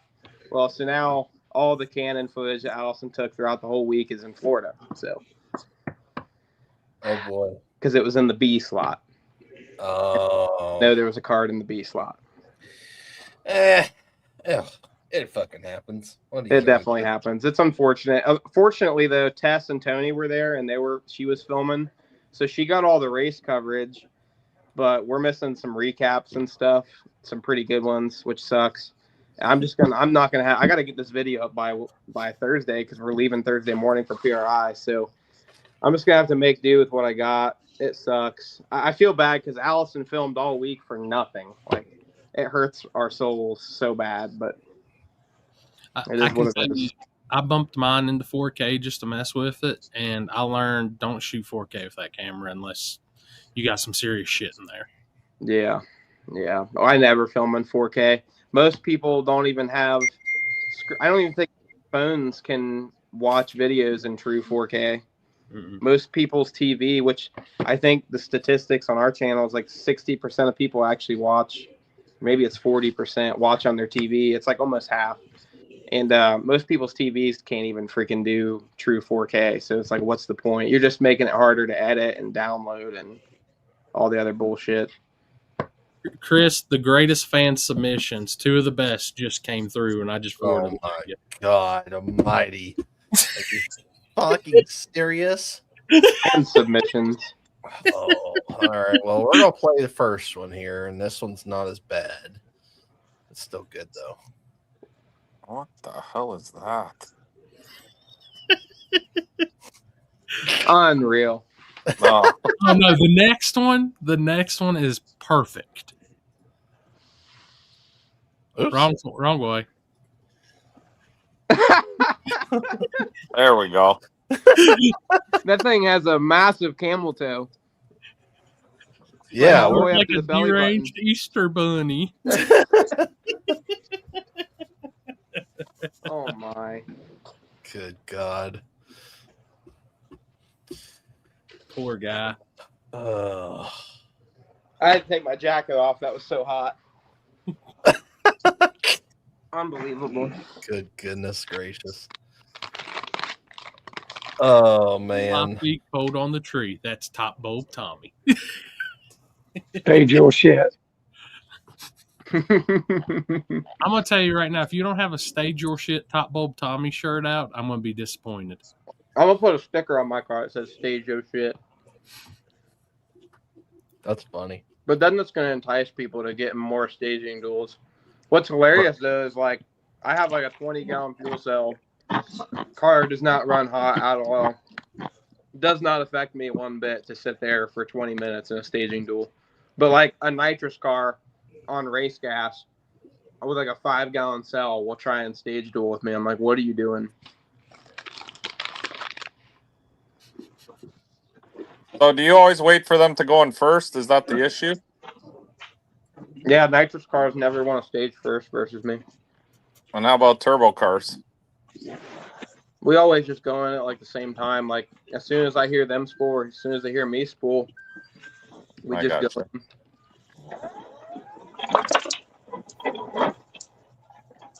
Doesn't bother me.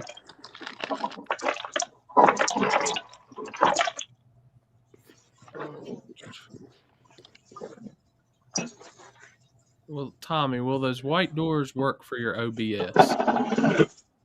Yeah, we'll make those work one day. That must be the guy that gave those to me. I never got his name. He dropped them off at TSR like a year ago. Brandon, you've got other business to focus on.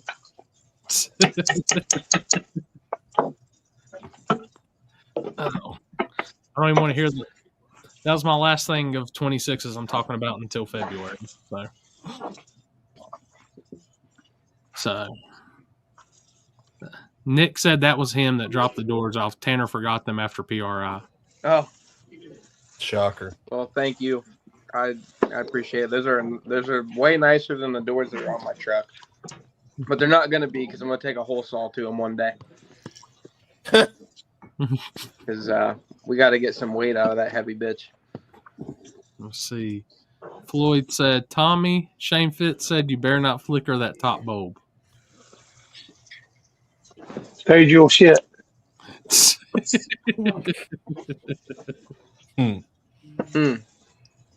Somebody's paying attention. Yep. Look, hey, I already picked up on it as soon as you started talking about it. I was like, smart man. Smart man. Come on. I have a pretty good strategy. It's working really well, obviously, and I put people in tough spots, man. And I show people, like, everyone thinks they tree me because everybody's 60 foot faster than me, and they completely have, they get mind fucked towards the middle of the race. Like, it doesn't make any sense. There's a lot of, like I said earlier, there's one or two races where the other car moved first, and my stage bulbs went off first. Like, I just understand the game, I guess. Oh, Allison said, quit giving away your strategies. Okay. Good grief. I'm not gonna lie though, I'm probably gonna regret it, but I talked to Jimmy Dale for like an hour earlier and gave away a lot of shit that I shouldn't have. But I told him, I'm like, listen, man, if these fucking bracket racers are gonna come in here and try and take over the class, I'm like, it's either gonna be you or me winning the steal. I'm like, the people that the class was kind of intended for, and that was another conversation we had, was like,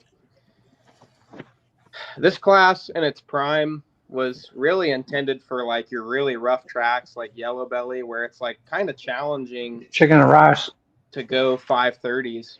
Mm-hmm. And so it was really just intended to be a 530 cap to keep really fast cars out. That was what the class was intended for. It was never intended to be this big index class, but once you start putting it, you 20 grand to win and it's on a perfect surface, yeah, you're going to start treating it like an index race. But when you're racing at Yellow Belly, it's a way different. I mean, it's just different because there's bumps, you're spinning. It's hard to go 530s. So at least on a street car. I think the 28s keep out a lot of bracket guys too.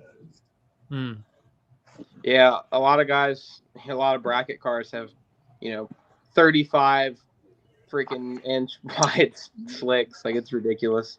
I don't know why. It's never made sense to me. I guess it's because they can get like 1 million passes out of them, and it's consistent. They're looking for consistency. See, but I find a radial to be more consistent because it takes longer to beat the sidewalls out of them. I feel like I could be wrong, but once you're I feel like there's less variables on a radial, but I don't know. Now, I will say, Jim with the Nova wagon, he was like one of the index killers from around here. Like, he's been in like every like 570 and up index class there's been. Yeah. Like, that dude's that'll be the one that I will say when you you ran him. I ran him in the semis. Like, dude, that's a hell of a victory. But I'm gonna tell you, I like Jim and Kirk. They're two good dudes, and they like really that nice. a lot. He was super nice. I talked to him before, and I was telling him how cool his wagon was. I thought that thing was sweet.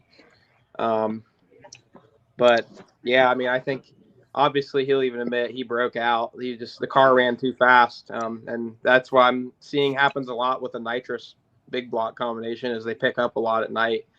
And I mean, the air swung pretty good there on Saturday, so it happens. I was prepared for it. Sorry, my bad. I was talking to his son earlier, and that's what they said. The air swung so hard at him before, they just didn't make a change. And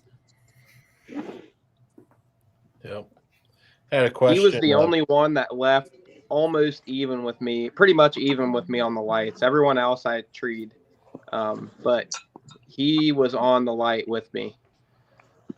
And that was one of my most satisfying races. I didn't take the stripe, but I did the old spray and dump, as my dad would call it. You dropped it on him. Yeah.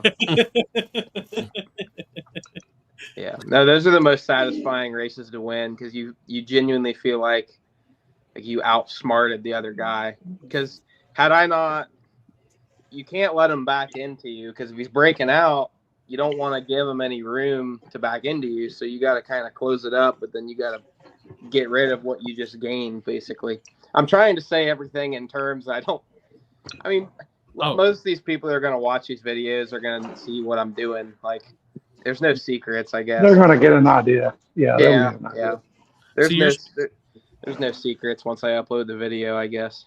You're speaking good to me now. If Houston's rewatch this, I'm going to go back over. All right, dude. When I tell you that he's dropping it, that means he's got you. He's got you. Then. I was telling Jimmy Dale earlier, and he didn't even understand that. He was like, I'm like, you run it out every pass.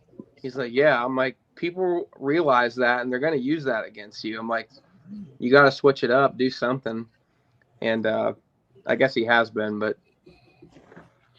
yeah. How's your dad and your mom doing?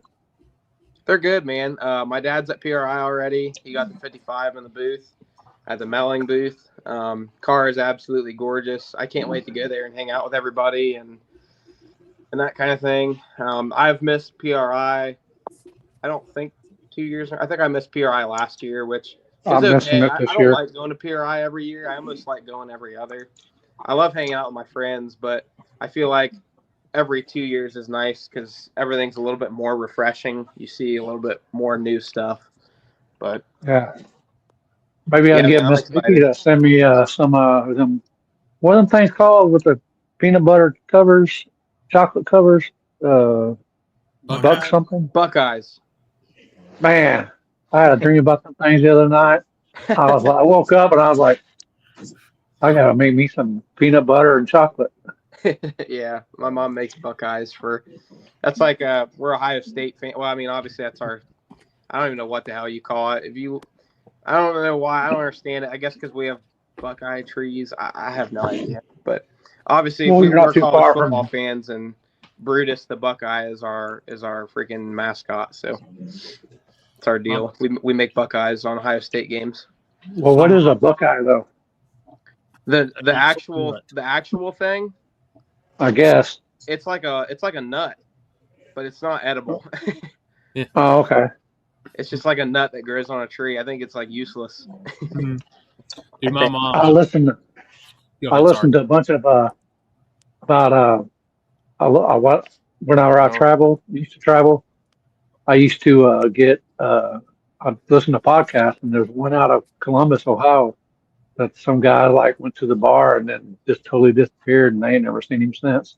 This was like 2005. I was like, damn.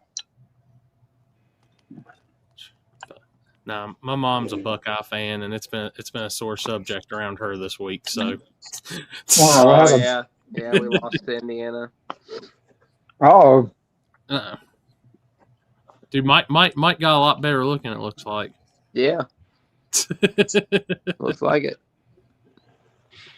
So Maxwell, we need you to put the real tailgate back on Mike. We're sick of. We can't do Netgate no more. See, even he's tired of your bullshit. He's already sick of your shit. Yeah, he was like, as soon as Corey started talking, he's like, fuck this. I'm going back to sleep. I'm going to go here and lick my balls. Yeah. And go to sleep. All right. That's a good question right here. Did the Mickey Pros work better than the DR3s for Lil Gangsters? I would argue that the Mickey Thompson is better because it has a longer lifespan. So, but that's really the only reason. The DR3s have a much softer compound, so they just go away quicker. So if you're balling on a budget, the Mickey Thompson Pro is way better. You just get more runs out of them. And I feel like the sidewalls for what we're 60 footing in 530, you're not beating the sidewalls out of them. So they stay really consistent. They bump the same every time, and they launch the same every time, which is important for reaction times. I would say though that if you're running 530 on a no prep, then maybe the DR3 is a little bit better, especially if you're in a nitrous car where you have to 60 foot harder. The DR3 would be better, or even a slick, honestly, if you're on a really bad surface. Yeah, that's what I was thinking. Like if you're on a kind of a shittier surface, I could see the DR3, but I've heard guys like with what y'all are doing and right there in that mid 5 range, like hell, they'll get 60 to 80 passes on a pro for Oh the yeah, yeah. I'll get 60 hits out of Mickey Thompson Pro going 480s or 70s with one teen 60 foots. Hell yeah. Which off subject, did y'all see the new drop from MacFab tonight? Yeah, Did see that. Mm. Nope. I I'm don't know who not Mac smart Fab enough is. to understand it. Honestly, I couldn't really tell like what exactly was happening. Obviously, I understand the purpose is to stiffen the sidewall on a slick, but I didn't understand how they were doing it. That's gonna talk to Lyle about it. Like that's definitely game changer. Yeah. Well, it'd be interesting. I know, like every car at the True 10.5 race at Snowbirds, you're squatting and you're basically treating it like a big tire.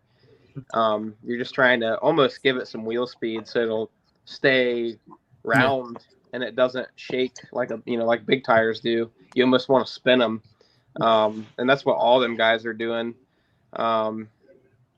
But in my case, like a stock suspension car, they will squat. They don't really like to, but like when I put a slick on my car, I'm pretty much separating. Or like a leaf spring, for example, you're separating, but obviously you're not seeing leaf spring cars or stock suspension cars in True 10.5. But I would love to try that if I ever race small tire again, because my car just likes to separate. But if I start going faster than like a 125, 60 foot, it's really hard to not crush the slick and make them, especially a Hoosier. Like Mickey Thompsons are a lot stiffer, but the Hoosier CO7, which I usually run, especially I'm on a 10-inch wheel too, so I'm not really stretching it at all. So I have a ton of sidewall that I got to work with. But once you start 60 footing hard, it's hard. They'll start literally shaking like a big tire. So.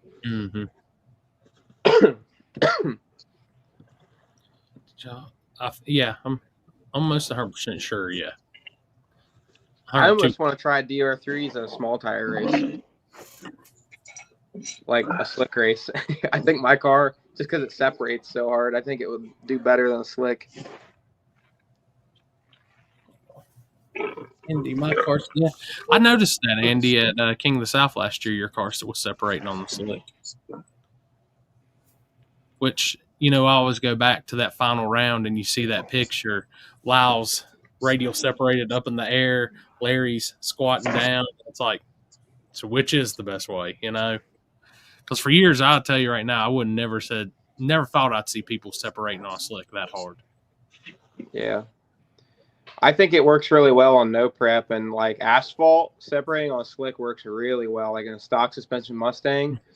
Oh, dude, it's killer. Like you look at Mike's truck, it's just got leaf springs still. And I mean, I don't, but you usually are on radials running True Street. I don't remember the last time I've seen your truck on a slick, but it acts the same way Billy's S10 does. They all separate, and it works pretty well, at least, but used to before tube chassis cars took over small tire. But hey, I'll go back in time a little bit for the definition of separation on a slick. Pizza King and gosh, he was just on Street Meet with us with the white Camaro. Travis, yeah, those guys on the backsides, like at Darlington stuff, separating with those. I was like, what? Kraken separates like crazy too. His separates a lot, and he's obviously got a wing on his shit, and it just like I think separating with the wings is something that people need to dabble in a little bit more, because I feel like if you separate it, like you're pressing the tire so hard into the ground already, but then when you add the wing and the downforce, I almost feel like the car is more rigid. Like I imagine a car that's squatting is a little bit like the suspension's floating over bumps and stuff. And so I don't know that downforce is getting applied the same way as if it were separating. I don't know. I'm not a crazy chassis tuner suspension guy, but I do wonder, like Billy set up his Camaro to separate a little bit. Like I think he was like, for slick stuff, he's like 85%, which is really common. This is not a secret. Like a A lot of people run them like that. But then I think he was around 110 or 105, which is almost neutral for the Nashville race. And he just felt like the wing was doing even more. But I almost wonder if that was because the angle, since the pitch of the car was a little bit different, maybe the wing angle was more aggressive. I don't know. Shit. A lot to unpack there. Oh, yeah. I mean, like we can sit there and like you're saying it should. Like I honestly think there's more. I think we're going to see more, especially now, like with MacFab coming out to stiffen the sidewalls. I think we're going to see a lot more of these slick guys ditching the squat and starting to separate harder. I personally, here's the problem. This is what I do know is squatting is better right now, I believe, because you can run less tire pressure. And when you run less tire pressure, the tire will go over the bumps a lot easier. Whereas when you start 60-footing really hard and you're separating, you're applying a lot of pressure on the tire, you got to put tire pressure in them, but then that hurts down track because now the tire wants to basketball on the bumps. Yeah. So it's like give and take. I don't know, but I think on a front side that's smooth where you don't got to worry about bumps, I think you're right. That new MacFab deal that they're coming out with is going to be, if it really does stiffen them up and make them act like a radial, it should help a lot because then you're still getting the tread width pattern of a slick, and you're getting that soft compound. You're just not having to deal with that soft sidewall. So that will be really interesting. We'll see what people do. So I'm gonna hit you with a question that I've talked with Chris about, and I think me and Alex may have touched a little bit on it and stuff. I don't know if I've talked to Olympia Mike, but True 10.5 classes like my King of the South, pretty much the same thing. All this. What's your feelings on? Do you keep the clocks off or do you turn the clocks on? Well, I'll say this: I'm personally excited. Because I don't got to deal with it, first of all, because I ain't running True 10.5 anytime soon. So I might as well be a fan of it. It excites me. I know Happy's talking about doing the Clocks On Nationals. I'm like, that's going to probably be really successful. I guarantee you.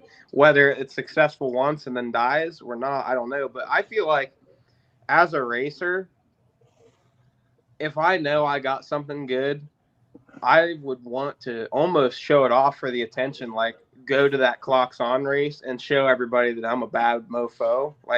Or maybe I feel like this grudge world that we're secretly trying to live in with the no time stuff doesn't really exist that much. I don't think turning the clocks on is going to stop. I think everybody pretty much knows what everybody's going. For the most part, or you at least know what you need to go to win one of these races that's with the clocks off. So I don't know. I think if the clocks are on, you'll still get 32 of the baddest invite only. I don't know if you'll get 64, but you'll get 32 no matter what. I don't mind the clocks on for index stuff, but for heads up stuff, no. I agree with Limpy. I think clocks on is going to hurt the sport more than it's going to help, to be honest. I don't have a problem with it for index because we change our index every round. It's not just fixed. It's just not a fixed index. It changes. Yeah. No, I can understand that too. It's tough, man. It's like, who do you want to please more, the fans or the racers? But then if you don't got racers, you don't got fans. So you really need to kind of. This is what I know. Make sure your racers are taken care of. When guys show draggies at a street race and compare them after the next street race you have, half the cards are gone. Absolutely. I mean, look what happened with the stupid backside race at Bradenton, the all-wheel drive versus rear-wheel drive shootout. That's not stupid. But everyone started sharing their draggies after that deal. I feel like backside racing, at least where I don't know. I feel like it just had people realize. I don't think people realize that you could go almost fours on a backside. Like your average guy probably did not think that was going to be possible. And then now it's like, well, shit. I'm not going fours on a backside. I'm going to have to put a wing on my car or try something. But That's the thing. that highly depends on the backside. Let's be honest. Yeah, I mean, for sure. There's places you ain't going fours at. Like, I'll put as much money as I have on that. Yeah, you're not going fours on the backside of Orlando. No, absolutely fucking not. Not even fucking in the ballpark. Yeah. No. I don't care who you are. You're gonna get no. Wait a minute. No, you're gonna go fours. It might be to the 330, but you win a four. Yeah. Oh yeah. But that's the problem. See, there's a lot of. It's going to go both ways because there's a lot of people who also lie and say they are much faster than they go, and then all of a sudden, you know, if you start turning the clocks on, it's going to humble a lot of people that have been talking a lot of shit too. I mean, I'll take the approach with like we'll say with the true 10-5 approach. I know we all know a slip got leaked and then it got deleted and stuff, and then everybody started the clocks on debate and all that. And you know, I'm just gonna go. This is kind of how I feel. Like you have PDRA out there has pro. It is 33, but 99% of those cars that run that, like those classes are extreme back half tube chassis and stuff like that. What the fuck is Limpy doing? Chopping up meth? Yep. You want some? Jesus I know you Christ. were. I know you live in Bonita Springs. Hey, I do not. Oh, you moved? Yes, I moved. I'm in Jacksonville now. If anyone's looking for me. Oh shit! Even worse. Just kind of like talking with that, like seeing like with this weekend they had Pro 10-5, which is the same thing as PDRA, Pro Street, Outlaw 10-5, et cetera, et cetera. Like if those guys want to show times, I think they just need to bump up to that, and then run that bigger tire, put the bars on, whatever. But or if they only half of them don't even run the bars, but that I think needs to be like the time showing class. I honestly think with the 28s, it's going to end up hurting before it helps. I agree. And I'm not saying that because I'm a promoter of it and worried about money, but I'm looking at like the longevity and the love of the sport. I think keeping that I have this feeling of keeping it that the secretiveness and keeping, because people were enjoying it and people liked it. And you know, your brother posted the one status and I put on there, I said I think it'll hurt it, and some people got on there like laughing about that, and one was talking about the fans, and I threw up a picture that Whitty took, and I was like, dude, I have no problem getting fans for like King of the South and stuff. Like I think once we cross that threshold, it's gonna diminish a lot. Okay, so what do you guys think about Happy's your boy? Happy's about to throw clocks on nationals. How do you feel about that? I 100% disagree with the clocks on no matter what. Even friends, no friends, I'll 100% disagree with it. I know if we turned the clocks on at a Mockley at one of our races, we'd lose half the cars right off the rip. I didn't know what you're talking about with Happy. He's been posting about doing the clocks on nationals for like the true 10-5 cars and stuff like that. What's that, Edgewater or Ed's, whatever it is? And I don't know the track. I don't think he said the track yet, but like I don't know if there's that one by Jason and them, but they run that up, whatever it is. I'm the type of person we can disagree on points and still be friends, and like even with that, yeah, like, no, absolutely. Agree with it. I just wondered if you guys try to talk him out of it. You ain't talking Happy out of shit. Yeah, it's true. Yeah, I just you know, I think it takes away, like there's still some excitement, especially with the betting and the things like that, and I'll be first. You probably have a lot less bettors. Like if you know what one guy's going and the other guy's going, like man, you probably lose a lot of gamblers. So I never thought about that. That you'd lose a lot of gamble. Hey, and by the way, I need somebody to make sure if David Ray is at US Street, somebody make sure that man has a tuxedo T-shirt on or something the whole time he's on the line, since not having a T-shirt on is a safety issue. Just get him a T-shirt that looks like he doesn't have a T-shirt on. Yeah, dude, that was hilarious. Because what are y'all talking about? They even announced it. Like, yeah, they told. Go ahead. No, go ahead. You share it. No, you tell it better than I do. You're more professional telling. Yeah, so obviously, you know, David Ray, you know, he he doesn't know what a shirt is. I mean, let's be honest. If it's hot, yeah. Yeah, if it's hot out or if it's nice out like that, he don't have a shirt on, And apparently, the people at Bradenton didn't think that was very of a code of. They said a code of conduct. Yeah, I think is what they said, and they said for the safety of the racers that he had to put a shirt on to be back on the starting line. Huh. He scared them all. Dude, I told him, I said, man, if you ain't at King of the South with your shirt off, waving $100 bills in front of the cars, I don't feel like it's that hype. I feel like I'm doing something wrong. Yeah, that's funny. Dude, I'm gonna tell you, we're gonna have the Top Bulb Tommy Stage Your Shit shirt. The David Ray, I've got a shirt on. It's just how I look without a shirt on shirt.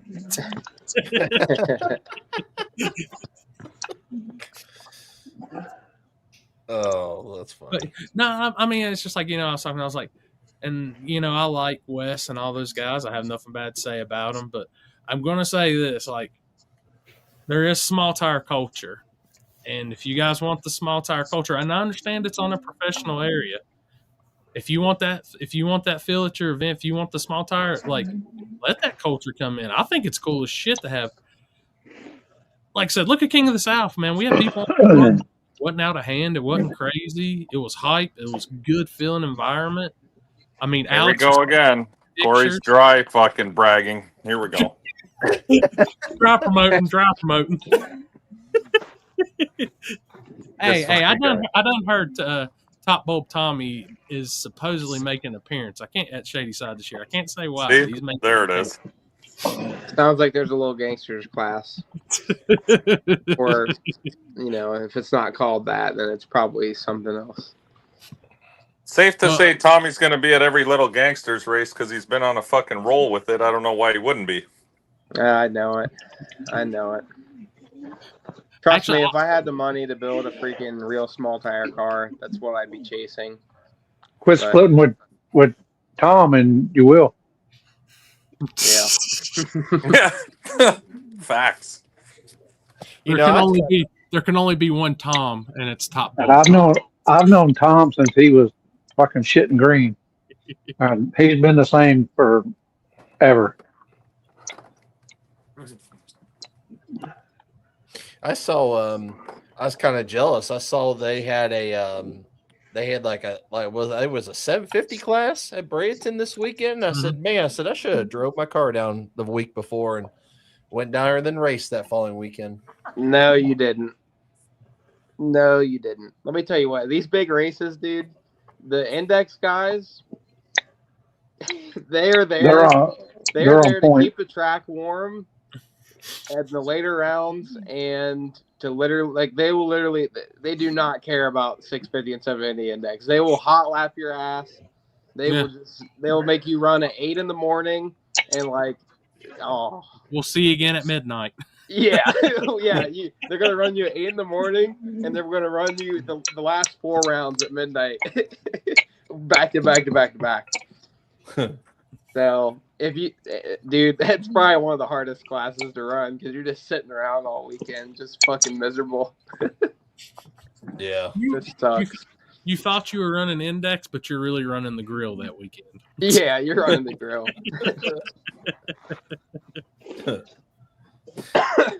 I see your comment there, Andrew. I haven't heard yet. I'm supposed to possibly hear something this week, but we'll see. Oh, and I meant to say this earlier, but for everybody that's gave me hell, like on the video posts and all that and stuff, said Spooled Media will be at Dig or Die at the end of the month. So not live, but we'll be there. All right, hey, that's a good one. I'm gonna put that one on you, Tommy, because you're in the media community with us also. What's your thoughts on some of these races saying no live feeds? I think it's probably pretty stupid. I don't understand why anybody would say no live feeds. I'm guessing. I'm guessing why. It's because people hey, if you go live, they're not going to come through the gate. They're going to sit at home and not come to the gate. But I don't think it matters at all. But I could understand them having a fee for like a media fee, like if they really want to get more money in their pockets. But I don't know. I'm not a live feeder, but I was, know and then why I've seen this you coming. asked that though, because I know why they bitch about it, and it's for a dumb reason. I would rather make sure that people can see my event on live, so that they're gonna be like, "Man, this event's so good, I want to come next year." That's my opinion. I would want to get as much media as possible. Looks like Tommy's not invited to Dig or Die this year. Oh boy. I'm gonna do some shameless dry promoting. Here we go. Feed for King of the South again this year. Yeah.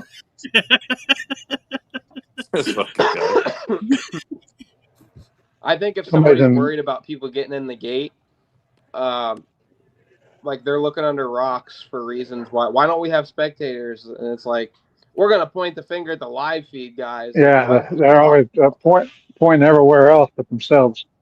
Yeah. I just want to. War in the Woods has got a lot of fucking live feeders, and you can't fit another motherfucker in there. So. Yep. Explain that to me. Yeah, exactly right. War in the Woods. We were watching the live feed while being at War in the Woods. Yeah, exactly. Shout out to the. I actually was able, and I actually sent it to your mom too. A live feed from this weekend. That somehow wasn't being, I don't want to say this. It wasn't being like secondhand broadcasted through Flow. It was a really weird, like they almost were like tied into Flow's feed. Mm-hmm. It's called pirating, Chris. That's what they call it. Pirating. They call it pirating off the internet. Well, no. This was not off of Flow. Like this was not off the broadcast itself. It was actually internally broadcasted. So someone pirated it from the inside. Oh, it was. They had a mole. It was holy moly. Fire. It was fire, is all I'm gonna say. It was. And that's how I was able to watch this weekend's race and stuff. And then actually, I sent that to your mom too. And I said, I have another link for you on Saturday because it ain't gonna be the same one. Well, thanks for being a narc, Chris. Now we know where you stand. What a snitch! Snitch bastard. Unreal. It's not shady. If anybody wants to bring me like $75,000, I'll sell you the rights to the live feed, and I'll just sit back and enjoy and be stressed as is. Hey, Corey, have you ever thought about like? Do you ever think like you'd maybe make more money if you like made people pay like a monthly subscription rather than like rely on like ad revenue? So do you think that would hurt? Yeah. Well, the problem is everybody I've heard YouTube takes a good portion of your membership fees. Oh, really? Yeah, because I've looked into it. I think if I did it anyway, other than that, like through YouTube or something, I'd probably just go RTMP something, just set up on its own and just go with a through the phone or something, do pay-per-view wise. Well, the other problem too is everybody's a broke dick and they'll just go to the free live feed probably. Yep. So I'll just go to Chris's pirated feed of Corey shit. That's all. Yeah. Your live feed has to be like really good, much better than the other people's, or else everybody's just going to go to the free one. I told somebody. Oh, sorry. Go ahead. No, I was just going to say the live feed business seems really fucking difficult. Dude, it's like, I'm an idiot. I'll be the first to admit it because when I watch a live feed, like I want the angles, I want the coolness, I want it all. So when I made mine, I put that same mindset into it. I don't want just looking like ants going down the road. I want you to see the whole thing. And with a lot of help from Limpy getting my stuff set up and teaching me what I needed to have and everything, like I think I was talking with Chris Tucci about it. I said, man, I need just somebody like on a stand, like just up there, just following them down. And I said, be fine. Because 99%, I mean, you've seen it. I'm by myself. So Yeah. I've got unmanned. I'm doing something else too, this, that. But I think I could challenge. I've got a pretty good mindset, and I've got more gear and equipment I think I could do more with. It's just right now I'm just down on people, but I've been talking with a few people, so I think we're going to really step up the King of the South coverage this year, though. It's going to be something different. So, man, I wonder what it costs to get somebody like Flo or Freedom Plus into an event like King of the South or like War in the Woods, and like I wonder if they split that with the event people. Like, so I've heard some things that's not as sweet as a deal as people make it out to be when they're advertising it. But I don't want to say nothing because it could be just hearsay. But I've heard some things that, and I've worked with some tracks that's worked with them, and they've told me some horror stories. So, not with Freedom. I haven't heard which. I've got buddies that work for both of them, and I'm not hating on them or nothing. It's just what I've heard, and I'm like, Freedom Plus that's Cletus's deal, so they kind of just stay to whatever they're going to. But like Flo, and I know there's another one that's a lot of people don't like, or maybe it is Flo, but I don't know. Who's usually live for World Cup? It's always people bitching at World Cup. Flo. It was Flo. Flo. I mean, I watched Flo this weekend the whole time since I was laid up on the couch watching the racing. I'll say they did a pretty good job. Yeah, I didn't have any complaints. I thought it was pretty good.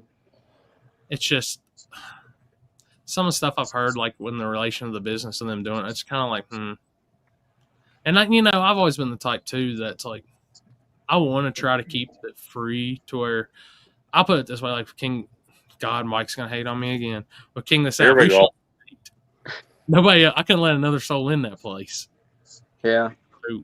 I mean, at that point, watch the live. Their only option was to watch the live feed. They were waiting on, if 2 people left, they let 2 more people in. I mean, yeah. Hey, what's your guys' opinion on events that use the float to buy in? I see no issue with it, but I have to say that. I think, well, I'm gonna go back and like when we did the races at Darlington, Rhett and them was like they had their shit set up like a e-commerce store, so that's how we did our lock-ins, and I thought it was the greatest thing ever. Because it takes away the PayPal, Cash App, all that shit. It makes it a lot easier. Yeah, I've been really liking, a lot of these big events, they use the float, and I've been liking it, man, because it just makes me feel like I've got my shit ready at the gate. I've already got it done. It's a QR code that they just scan, and I don't know. I've been liking it. I was thinking, like, with all these big races I've been going to, I almost wish that some of these big no prep races would take note of that. Now, the question I have with that is, do you want to pay the full lock-in? Like, if you're in small tire, do you want to pay $250? Because for Orlando, we only charge $50 on the float, and that's your lock-in price. So, in case you can't make it, you're not out the $250. Oh, I got you. So that's the real what's really question. The point of lock-ins, anyways? For us, it's organization. Makes the event 10 times more organized than people just showing up. I like the organization of it and the promoting ability it gives. Yeah, I can understand promoting ability because once you got to, but that's another thing with the float is you get, once they're bought in on the float, but it doesn't matter what website or whatever you use. But yeah, I can understand that. As soon as you see this guy paid his lock-in, now I can post, hey, this guy's coming here. And you're not like lying about it or whatever. Like if the guy just says it and then he doesn't actually show up, you at least say, well, this guy locked in. Like, so I can understand that. I guess I never understood as a racer why a race would have lock-ins if it didn't have a cap. I never understood that, but I guess when you bring it up that way, it makes more sense. Well, for Orlando, we have a cap. We can only run so many cars, so that's the other reason why we have lock-ins. Oh, gotcha. Okay.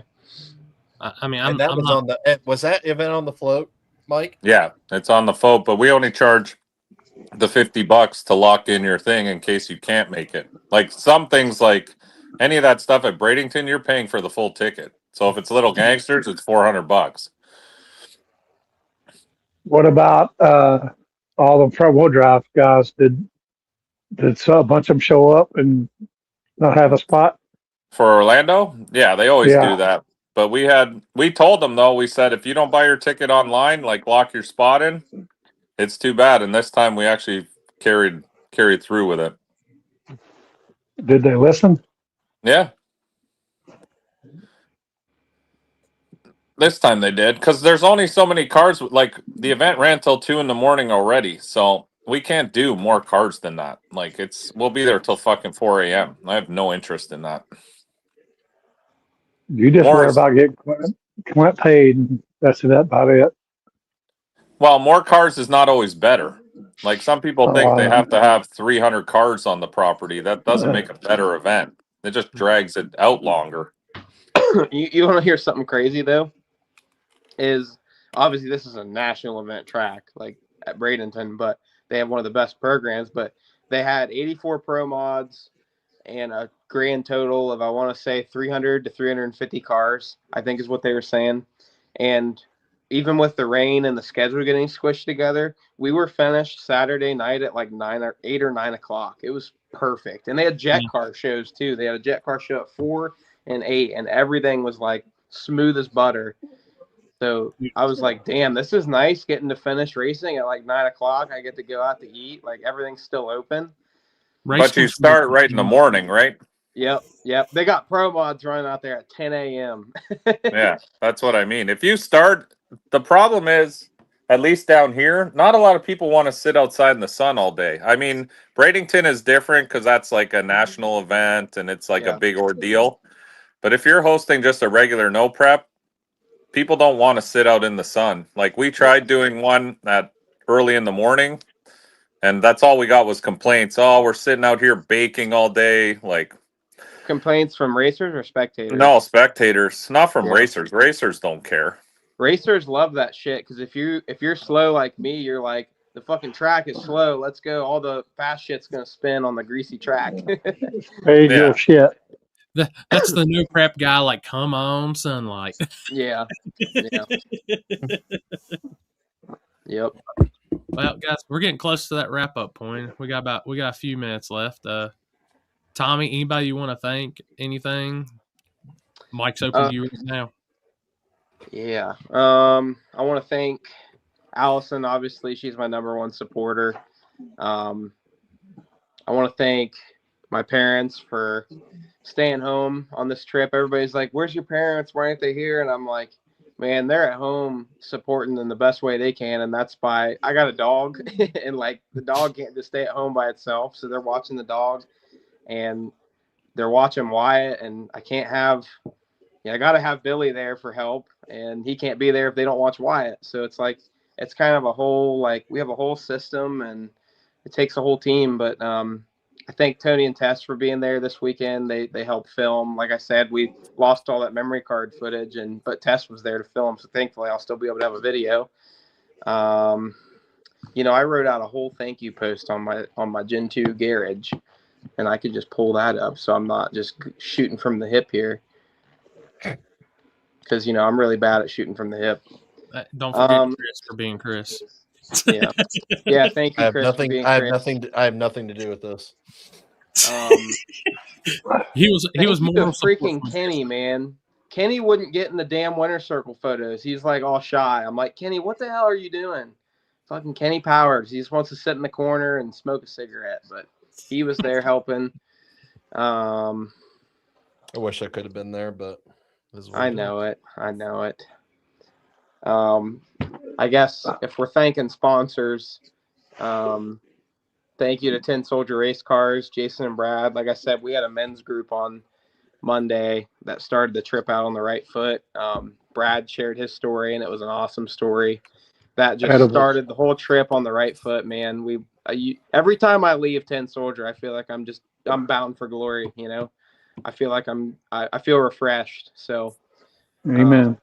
Amen. Yeah. And I'll just run through the list real quick. Strange, Holly, Kaiser, Houston Payton. Thank you, buddy, for all the awesome wheels. Vickers Performance Transmissions, Low Dollar Motorsports, Brandon Dollars, my homie. Lane Motorsports, my Amish buddy.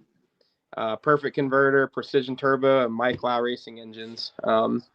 They've all got a piece in that car and how consistent it is, and it's the only reason I was able to win, man. I've got a car that just repeats, and thanks to all those companies, I can do that. So I guess that's it. You forgot one. You got to thank Jimmy Dale for splitting out all your money to everybody else. Yep. Thanks, Jimmy Dale, for fucking Banana Split. I'm going to start calling him Banana Split. I'm sorry. I love Jimmy Dale, though. I keep reminding him, though, that we're 3-0. Tired, Junior. Oh hell, but well, guys, man, I appreciate you coming on, Tommy. Man, it's all, like we ain't had a guest in a while. Like it's awesome. I like having the guests on. Did he tell us the hotel story? Yeah, let's get that before we go. Now, what is your truly worst hotel story before we go? Oh, it was this weekend. It was the Musty Motel, the Motel 6 in Bradenton. If you're coming down to Bradenton, Florida, do not go to the Motel 6. It is a no-go. You can just about swim through the air. It's musty as hell. It looks like people have been shitting all over the beds. Like, it is not good. The shower floor was like crunchy, like you felt like you're gonna fall through the floor, and the shower did not drain, so it was just all bad. I sound like a Karen. I should go on Yelp and leave a bad review and tell them how I really feel. I tell you what, though, man, if you don't care about that shit, it was cheap as hell. You got like 5 days. Oh, wait. Allison just said worst hotel story is in the back of the Suburban. That's a good one, too. We were on the way back, I think from New Orleans, from the pad like 3 or 4 years ago. And we just drove straight through on our way home. Like, we didn't have the budget to just stop at a hotel. But, like, we have all this shit loaded down. It was my mom's Suburban and the open trailer with the S10. And Allison was, like, laying across me, like, with her head on my lap. So I was kind of stuck where I was. And they were like, all right, we're going to pull off at a hotel. We don't feel good. We need to get some good rest. And so Billy pulls off, parks in a hotel parking lot, and then goes, you know what? It's so late. There's no reason to even buy the hotel because we're only going to have it for it was like 4 in the morning or 5 in the morning. He's like, there's no point. We're just going to sleep for a few hours. So I'm like, okay. And my dad and brother both recline the seats right onto my lap. And then Allison's still on my lap. And I'm just sitting there and they're all asleep in like 2 seconds. I'm just like, are you fucking kidding me? Like, I'm just stuck where I'm at. Like, can't move. Like, in the most uncomfortable position. And I just started getting really mad. Like, I was fucking pissed. I like lift Allison's head up. I hop in the third row, but we have like tools and merch and all this shit. I'm like trying to move it out of the way. There was this poster roll full of posters, and they fell out and got crinkled on the floor. And I was like stepping on them, and I was so mad. And like, I'm in the pitch black with my flashlight on, and Billy turns on the dome light. He's like, I could turn the light on for you. I'm like, yeah, that'd be fucking nice. Like, you hear me struggling back here. It's like, I don't remember what he said, but like, we always quote it because like the last thing I said, I was like, what the fuck is your problem? When I was obviously the only one mad, but I was acting like he was mad. I don't know. It was a whole deal, but I was so mad, dude. It was like I totally got blue balled because I was so tired. I just wanted to go to bed. We pull into the hotel parking lot, and they're like, you know what? This is good here. And I'm just like, fuck. But, yeah. Shit, dude. Got a lot of stories like that, man.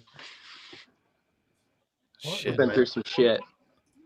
Oh, yeah. Well, dude, keep getting some victories, dude. We'll bring you on here more and stuff, and you come and hang out with us and talk some more shit. And I got a win to be on here. We only got wieners. I mean, you got Mike Corley on here. He's not a wiener. He's on here all the time.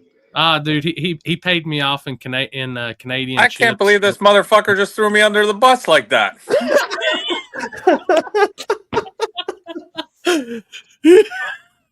Jesus, you know what? Tommy, I'm gonna send you some pictures, some winner's circle pictures, just to maybe refresh your memory. Hey, you have been doing really good recently. I don't know what kind of rabbit foot you got up your ass, but you are doing really good. We got the tailgate net. That's the lucky charm. Jesus, Netgate, man. You know Netgate. that don't make any sense. What do you mean? It don't make any sense. That would be less aerodynamic, and you need the weight back there. You don't know the tricks, the black magic we got going on. That just don't make any sense. It's a Canadian S10. I mean, yeah. You were too young to be rolling in low riding S10s back in the early 90s, so you just don't get. Okay. Yeah, you're the right. mesh. I'm old as shit, dude. Chris, I don't know about you, Limpy. I don't know about you, but I hear a grudge race brewing between these two. That's what I heard.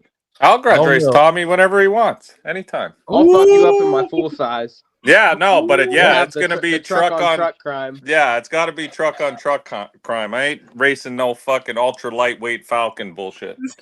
Buddy, that thing is like, I don't think people understand this. At Cash Days at the Hill, that bitch was like 3,500 pounds with me in it. That car is heavy. I only race trucks. Well, good thing he does have an S10. He can bring the S10. He can bring the full size. He can bring his brother's S10. I don't give a shit. As long as it's a truck, I'll race him. Damn. It's brutal. You'll race my brother's truck? I'll race any truck you got. Whatever you want to bring. Drive it? Yeah, of course. We're racing each other. Oh, all right. I'm slating it right now. It happens on the street. Chris has to flag it. No, now you can't do that. I'm fucking sponsored by Holly now. I can't street race. Oh gosh. Well, okay. A closed circuit in Mexico. There we go. Yes. How about if we say we rented the street per se? You can't even do that because YouTube will flag it. Oh, can't do burnouts on YouTube on the street anymore. Really? Yeah, they took down my brother's video. Well, Tommy, if you're in Florida in March or whenever, and you want to come to a Mockley, we can race whatever trucks you got. You bring whatever you want. I got you. I gotta put a real motor in my OBS, and that's probably what I'll race you in. Okay, I'm good with it. I'm gonna put a big old full 54 in there, like God intended. You put whatever you want in there, no problem. Ooh, look at him. He sounds all confident. Says 454, looks 481X-ish. Yeah, that's fine. It's still a truck. He still has to fight all the same battles I got to fight. So if I put a tailgate on the Falcon, no. Oh boy, here we go. What if you know what? I just need to build one of those Falcon Futuras. They're like a Falcon with a bed. Hold on, let me pull one up. Hey, you know what you need to do? Just go buy a net and just attach it to the wing, and then you actually technically do have a tailgate. There you go. It does go up and down. I'll allow it, dude. I'll allow it. Of course you would. Oh shit. Hey, what's the fastest your truck's been, Mike? Oh, 630s, 640s. Yeah, that's what I was gonna say. Yeah. God, get the boots out. It's getting deep in here now. But seriously, have you ever had that thing on radials and like took all the weight out of it or anything? I've done some shit with it. Yeah. I guess you're gonna find out when you bring that full size down. Yeah, I'm gonna get clean run over because that thing's like 5,000 pounds, but I'll try anything. Like I said, you bring whatever truck you feel like bringing. Yeah, it takes like 4 seconds to spool. By the time I'm going across the mile-an-hour cone. So we'll spool together then. Perfect. Yeah, there we go. You'll probably suck the freaking air out of my. Stage your shit. Stage your shit. Tommy and I are gonna have a fight to see who takes longer to spool, and not on purpose. Oh, you taking a long time now, Mike? You're taking a long time now, Mike? No, now it's better with nitrous. It's quick. What happened? We lost him? He got a phone call. That or called or his phone died. It's about that time anyway, so we're on wrap up. So, guys, it is PRI week. I was going to say, we haven't really talked about PRI, really. So, yeah, it is PRI week. We will be floating around PRI. I don't know if Mike will be. Limpy, you said you're missing PRI this time? Oh, he's back. Oh, he's back. I think he is. Yeah, there. Sorry, Mike. My other Mike called me. My Amish Mike. Oh, I thought Billy called you to tell you to load the S10 up. I was getting ready. That motherfucker's still broke. Oh, That thing don't even have a motor in it right now. He's trying to put it on the 85 and put a single turbo on it and turn it back into a true street truck. So that's right up your alley, Mike. oh, I can't wait. Bring it out. Buggy Springs for the win. That's true. Leaf Yep. Springs for the win. Alrighty, I'm blowing this popsicle stand. All right, buddy. We've been on here for 2 hours and 40 minutes. You got everything. You got everything. You guys got everything you need. Oh no, I got to get some more out of you at PRI, but I got to do it in person. So. Oh, okay. Yeah. I blabbered this whole time. I apologize. Once you get me going, I can't really stop. Oh, dude. I mean, it's good because I'm sure people are sick and tired of hearing us talk. Yeah. Oh, that's not true. Chris, you know you're the best. Shit. You're like the red Power Ranger. The green Power Is that Ranger. the gay one? The red one. No, the yellow one I think is. I don't know actually. Now, who's on the AI image generator thing? Because now we need a picture of Chris in a red Power Ranger outfit. I can do that. Message. You know what, wait, Mike? Wait. We need to have WT, like the entire table crew that's usually on. We need to have somebody come up with like everybody's a colored Power Ranger. That needs to be the home screen. I feel right now like I'm right inside of Limpy's mouth. I don't even. That one. I don't know what the Power Rangers. What the fuck y'all talking about? You don't know what a Power Ranger is? Guess not. Is that a Ford Ranger? It was like a TV show in the late 90s, early 2000s. Oh no, I was already working, man. By then, I didn't watch cartoons. I was a kid. Tommy, I don't know if Tommy's even old enough to, like, he knows Power Rangers, but I'm pretty sure he watched it on like retro TV or something. Probably, yeah. What the heck's this? They still got Power Rangers today. It's just not as cool. It's all woke. What's this picture you sent me earlier of us outside the PRI Convention Center? I got sent that one too from fan submission. I have a fucking loaf of bread in my hand. A bag of food. That's Chris's lunch for the week. Dude, that motherfucker, he'll just be eating bread at like midnight, just loaves of them out of the container. He's the bread man. He drops the butter on his chest and then he slowly licks it off. Anybody in the comments coming to PRI, if you bring a loaf of bread for Chris, Texas toast, or as we call it here, toast. I definitely probably might need that for soaking up all the alcohol I'm probably gonna drink this weekend. Y'all going to strip club? I don't know. Wherever the night takes us. What a bunch of delinquents. Are you going to split the pot? He's going to shit the pot. I don't doubt that at all. Y'all are going to go to Fogo de Chao and shit the pot. That's what you're going to do. Oh, God. I tell you what, Fogo de Chao, I went there once. I'll never go again. We went there and I was $300 on like 6 ounces of steak. Yeah, I was like, what the hell? Shit's and then they're trying to rush you out of there so we can get some more people in there. Yeah, and then let's like if you move something on the table, they'll like move it back. Like they're all like strict. Yeah, super weird. You gotta like make sure you're freaking. I don't know. It's a whole deal. I'm not about that. I'll be at McDonald's probably, shitting my brains out. Not me. You won't catch me at McDonald's. Come join the rest of us bros at White Castle. We're trying that new place Friday. Tommy, what place? The place I told you about. I'll have to look back in our text messages. Unless if you told me verbally, I don't remember. Yeah, I told you verbally. Well, tell him verbally again. Oh, No, Oh, it's never gone mind. again. there it goes again. Hey, Mike, does your comment sharing and everything work now? I don't know. Does it? I haven't even tried. I I mean, thought I was locked out. no, you're good now. Let me see. Oh, look at this. Oh man, I feel special now. After weeks of bitching in Canadian, Mike You finally gave me access? Yeah, he got access. I got access. Watch. Next time, off again. You tell me you tell me 2 minutes before you're gonna log off, so I have access for 2 minutes, and then fuck me next time. Tommy said that Billy called again, but he said thank you and goodbye. Oh, good deal. But like I said, PRI this week, people. I'll be floating the floor. Chris will be floating around the floor.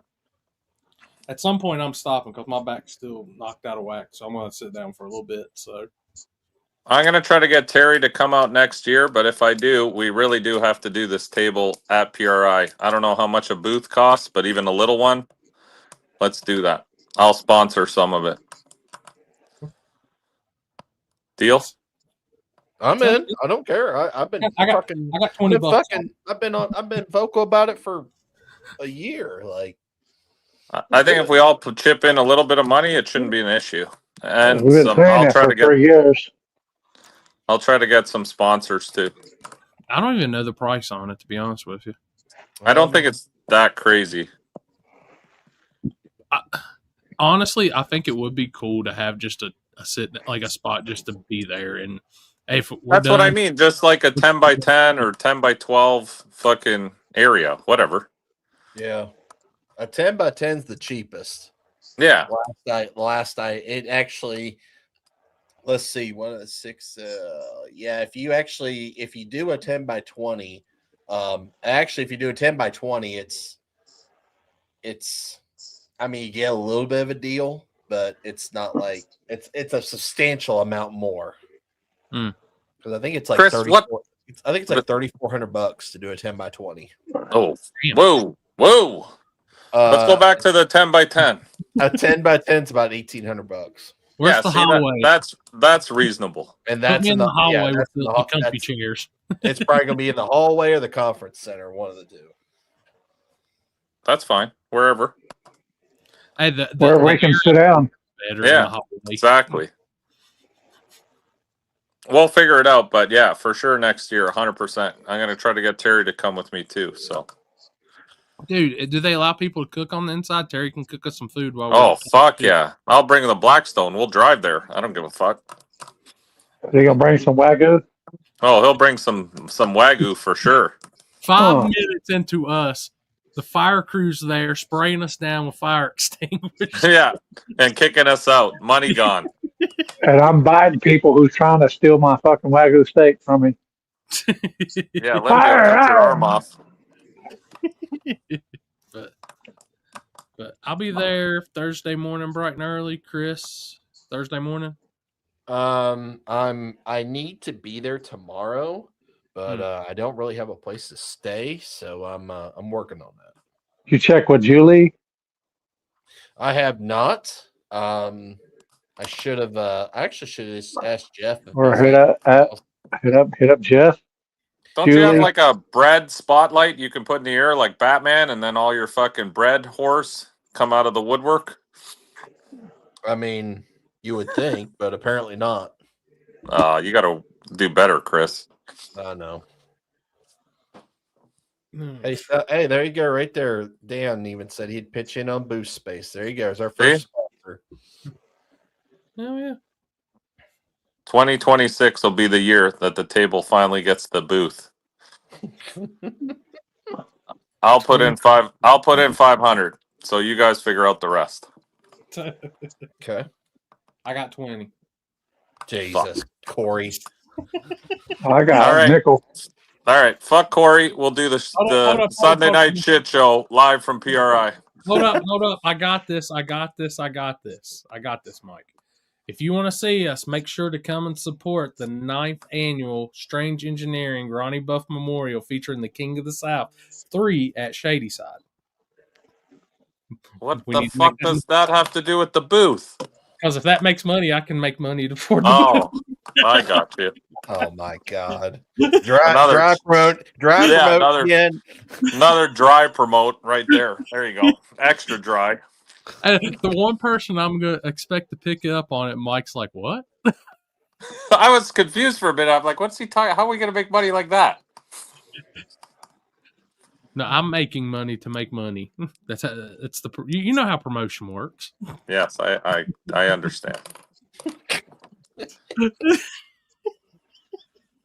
I saw Mike. boy. I saw Mike leaving Orlando the other day. 27 bank bags, and he had the truck following him. Yeah, Like, all the money to places. confirm I didn't see that. Yeah, Chris was there. That's the rumor mill. I'm just saying. He saw how much money I had because I handed it right to him. But also true. awesome, guys. Well, good show tonight. I enjoyed it. I enjoyed having Tom. Like I said, Tommy on. It's fun having guests and shit like that and talking. Yeah, Limpy, dude, hold it down for us down there in Texas as always, man. Be ready for next trying to hold down something, trying to hold down me, I guess. Hey, we all holding you down from a distance, no matter what. We love you, Uncle Limpy. Stay strong. Love y'all too. Love y'all too. Oh yeah, Mike is gonna be Mike. You'll see him again Sunday night on the shit show. Yeah, featuring Terry. Featuring Terry is right. Actually, we have some big news, but I can't let it out yet. But you'll have to tune in Sunday to hear that. Sunday. Sunday. We're back on Sunday, not Mondays. If anybody's out there at PRI and you see me and Chris, come say hey. We'll be there Thursday, Friday. Appreciate it, Jet. All that good stuff. So have fun this weekend, boys. Awesome. Yeah, we'll try. Awesome. Thank you guys, and we appreciate everybody always is tuning in. And y'all have a good Tuesday night. See ya, everybody. Love y'all. See ya, boys. See ya.